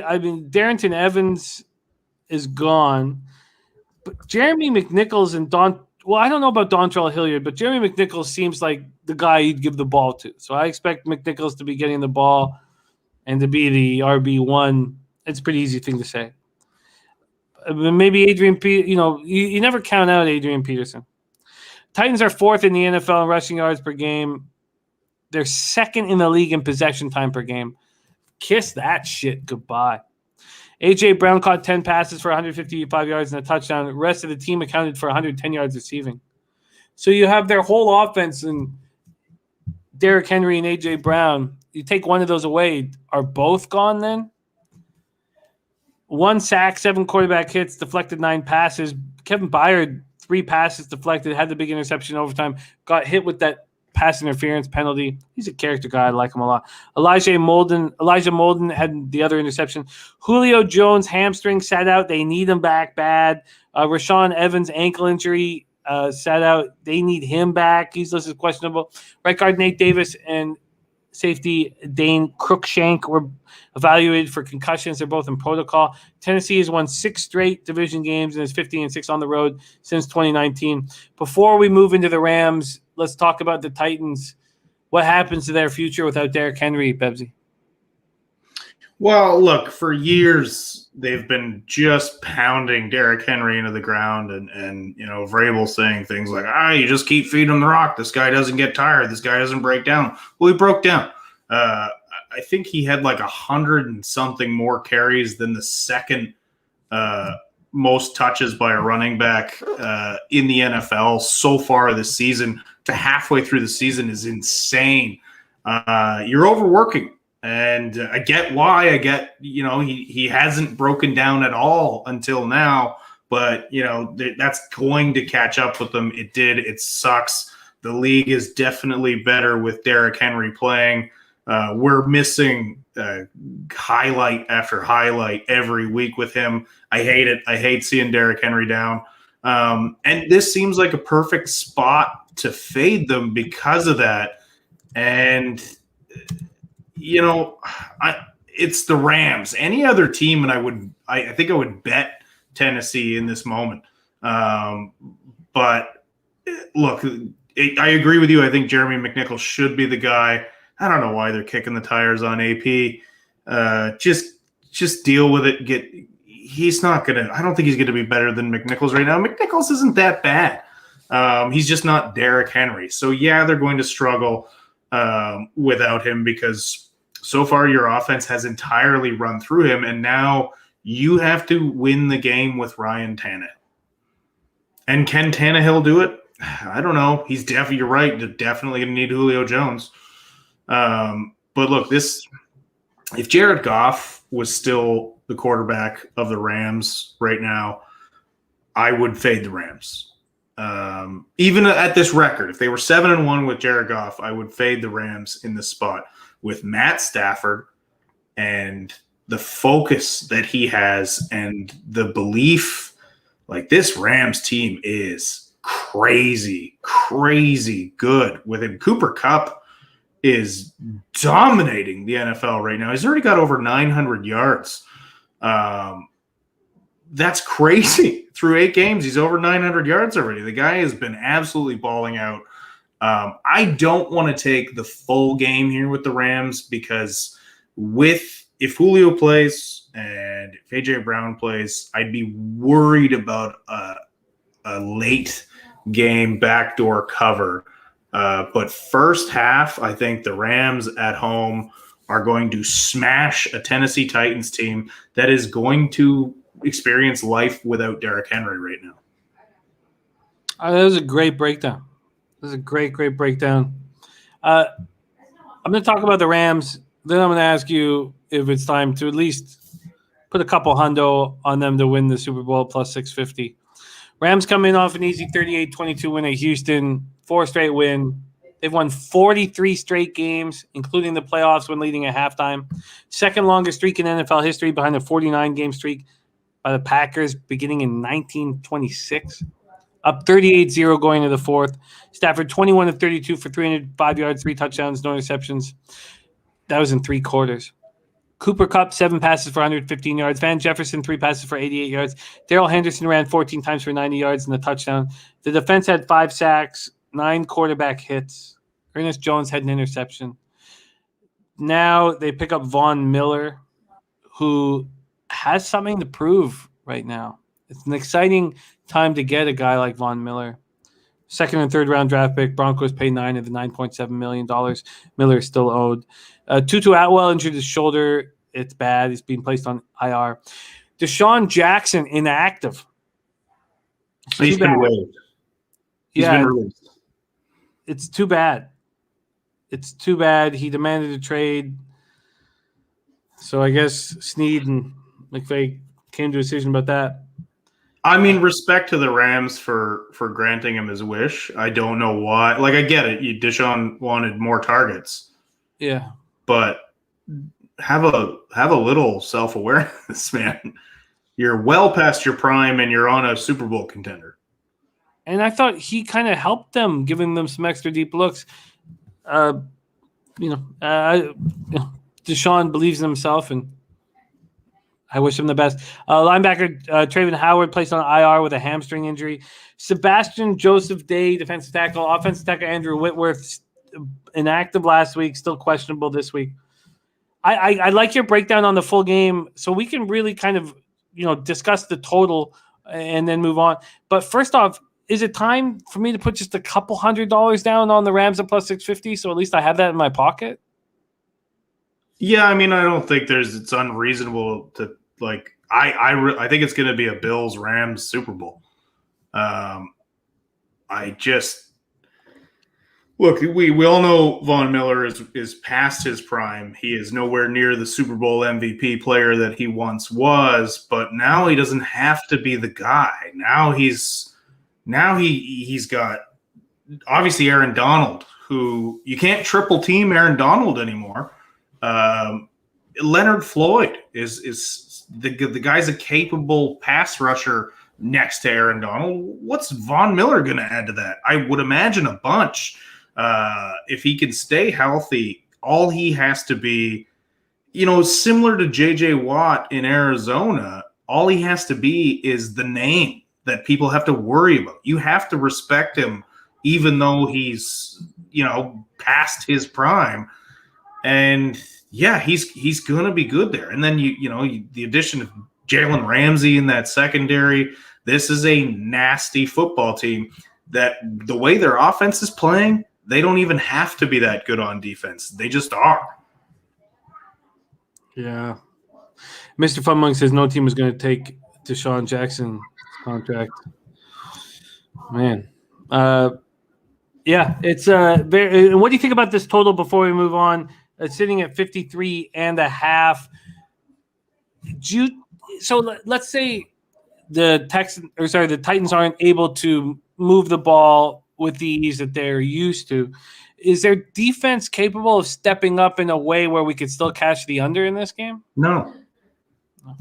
So then, is it a team total that you would want to focus on, like a Rams team total over, or that would be the look, not the over, because we have to find out what Tennessee's offense looks like after Derrick Henry, and they will more than likely sputter a little bit. So I wouldn't look at the game total, but the Rams team total over is a look. I despise backing teams off of easy wins versus terrible opposition. So I don't really want anything to do with the Rams. And I know that the Titans are dealing with injuries, but they're much tougher opposition than the Rams have faced last 2 weeks. So I'm gonna erase this Rams team total over.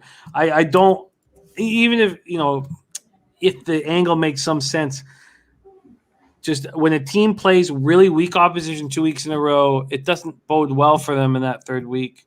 And I'm not even sure if I should move on the Rams futures right now with the Von Miller pickup, as if the Von Miller pickup changed that much. It doesn't really change that much, and maybe it's just a very public thing to do once a team picks up a player that you're a fan of, and then you just move on the future. So I'm gonna sit back and think on this. Like I said, I think it's very similar to the J.J. Watt situation, and maybe even less of an impact than a healthy J.J. Watt, because a healthy J.J. Watt can still push a pile.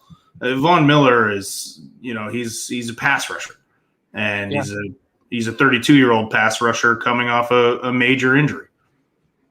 And Vipe says, no way, Jimmy Titans defense garbage.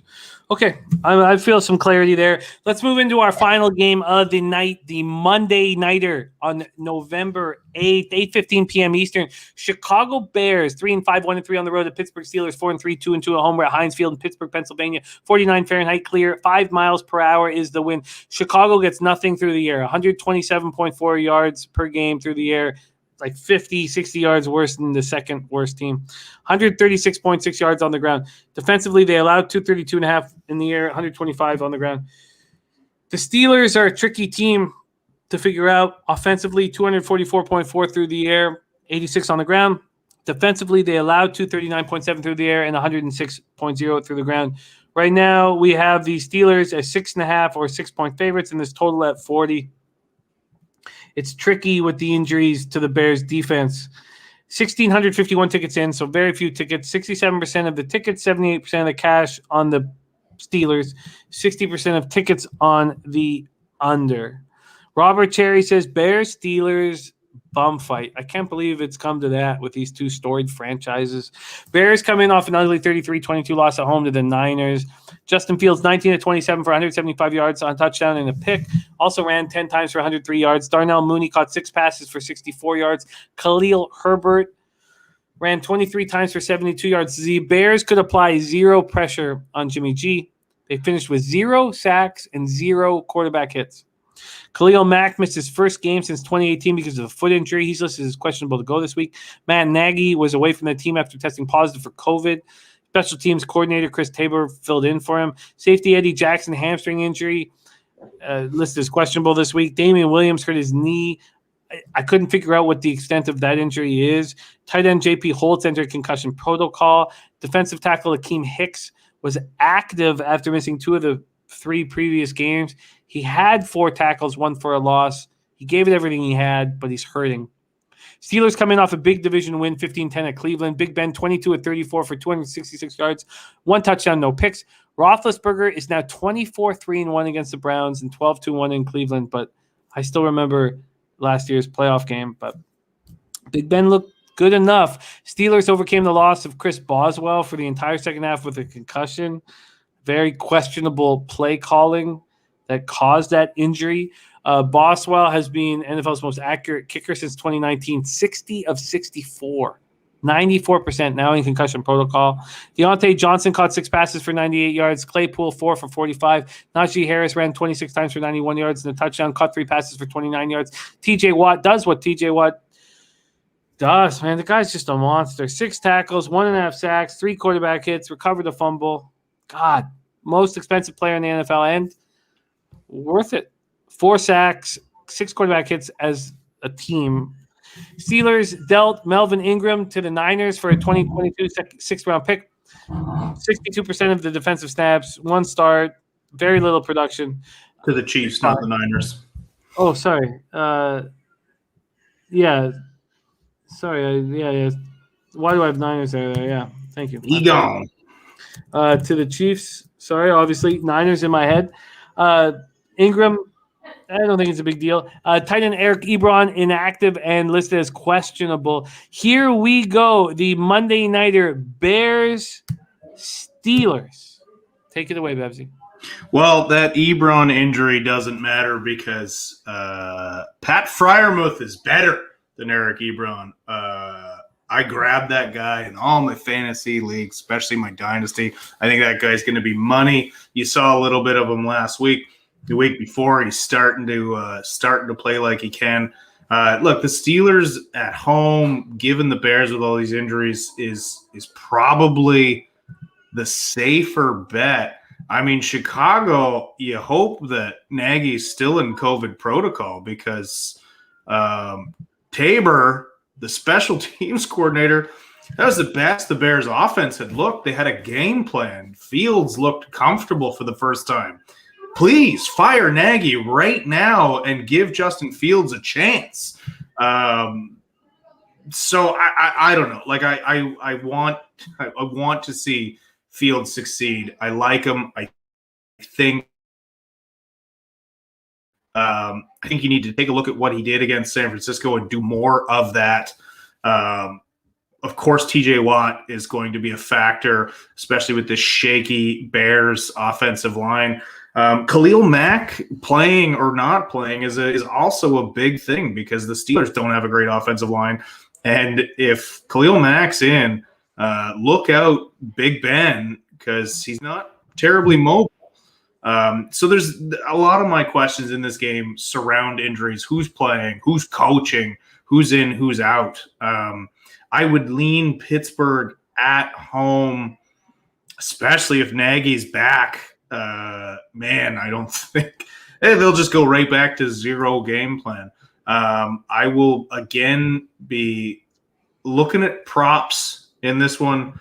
We'll see what Khalil Herbert's numbers at, and we'll see what Najee's numbers at. Again, like if this Bears defense is without some key parts, I'm going to look that direction, but I don't have much interest in betting this. The sides here. It's a low total. We were really heavy on the Steelers Browns under, and that was as easy as a casher can get. I feel like this could possibly follow a similar story, but you're right. We need Akeem Hicks to practice this week and feel good, and we need Khalil Mack to play. If Khalil Mack's back in action, which is possible after missing his first game since 2018, then how do you not take the Bears at plus 6.5 right now? It feels like what Dennis Garcia is saying right now. Pittsburgh wins, Chicago covers. Yeah, I mean, look, you don't have – neither of these teams is going to be putting up points in bunches. So 6.5 is a lot to give the Steelers. It's Matt Nagy's a bigger question mark for me because I think they are at a massive disadvantage when Matt Nagy doesn't have COVID. I think I can buy out of this. Mr. Fun Monk has Pittsburgh at -7.5. I just don't see the offense running at that level. Spenny Pennybomb says I would take the +6.5. I will take that now. Harold Williams says under 40. I get that look as well, but I do want to know about the, Akeem Hicks and Khalil Mack. They're such a big part of the puzzle. I like this under. Slatsy says Steelers nice as a dog, but terrible as a fave.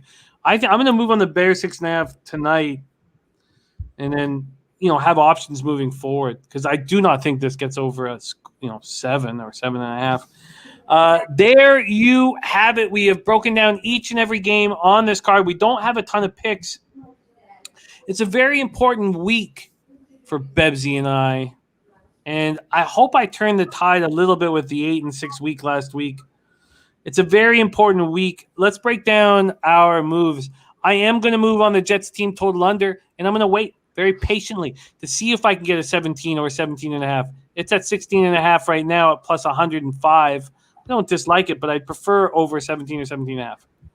We move on to Sunday. Browns, Bengals, no look for either of us at this point. I'm going to move on the Broncos and the under at some point. Maybe tonight. I'm going to sit here and stare at it. Then, do we move on the Falcons right now and the over? I'll have to check with you because, again, I'm having some issues with the sites, but I am now seeing -3s in the New England game, and I would like to take that if that is actually available. Yeah, I'll look. It's 4 at Bet365. Let's see what Pinnacle is offering right now. It's 4 at Pinnacle at even money. So I'll keep my ear to the streets, and as you should as well. Yeah. Have a look, and if we can find it after the show, I'll add it. Raiders, Giants, nothing for us. Patriots, Panthers, nothing. Birdie looking at the over. I'm going to have to look at it further. Bebsie moved on the Bills, first half -7. I want in on that. Bebsie's on the over 49.5 in Vikings Ravens. I find that very interesting. I'm going to study it further. I am going to back the Dolphins. I think this is a buy low spot on them. First half and full game at home. Now, if Tyrod Taylor's in, I'll maybe have to call an audible. Maybe. Bebsie moved on the Chargers -1 at the Eagles. I'd like to in on that. I'd like to tail that. Then Bebsie's on the Packers at +100, and I get it. I'm going to move on the under first and foremost. I understand the Packers are getting offense back, but I just think this is total that's being built on a vividness bias, and I should get ahead of it. Then I'm going to move on to Niners. I think they're feeling good and playing good, and the Cardinals will continue their kind of, coming back to earth and still be a very difficult team to deal with moving forward. Then Titans, Rams is a no look at this point for me, and whether or not I should move on the Rams futures, I will decide. And then I'm going to move on the Bears +6.5. Big Ryu says this is strictly a fade on Pittsburgh. So here we go. Ryan Woolridge says, Jimmy, what NFL team should I pick for elimination? For Survivor, I need to know who is available for you, Ryan. So hang out with us over the next few days. Bebsie, my man, this is a very important week for us, and I still believe in us. I'm going undefeated this week. You take those fucking icicles off, Jose. We have no show without you guys in the chat. And truly, I mean this. You guys inspire us to work harder and to try harder. And for me, it means the world. And I thank you guys so much for your insights and your humor and giving us this opportunity. So all you guys, Big Ragu, Mr. Fun Monk, Ryan Woolridge, Robert Cherry, Real Deal Prime, Harold Williams, Jared Garrett, Spenny Penny Bombs, Mr. Fun Monk, Dennis Garcia, Birdie, Slatsy, JT, Viper, Gerald Jones, Walla Dose. God, what a great group, man. What a great group. Thank you guys so much. Bebsie, any last words before we put a bow on this Blitch. Yeah, guys. It sounds redundant, but thank you so much for joining. I don't know how we're hitting 3 hours, even after all the buys. My But fault. we love to fucking talk. So every time I'm like, oh, that's going long, then I run my goddamn mouth off like I am right now. You guys are the best. Thank you so much for joining us. I'm gonna right the ship this week. I am. I believe in you. Always have, always will. Jose on the ones and twos, thank you for producing the show and putting up the good fight and making our show and making us look better than we are. On behalf of all of us at Pop Sports Radio, we have nothing without you. Thank you for your support. Don't forget, Breeders' Cup this weekend, baby. Championship Saturday is my favorite day of the year. Yeah, I only got a couple K, but I got a couple K to fuck around with, son. So let's get that cash, baby. Let's have a giant week of football as well.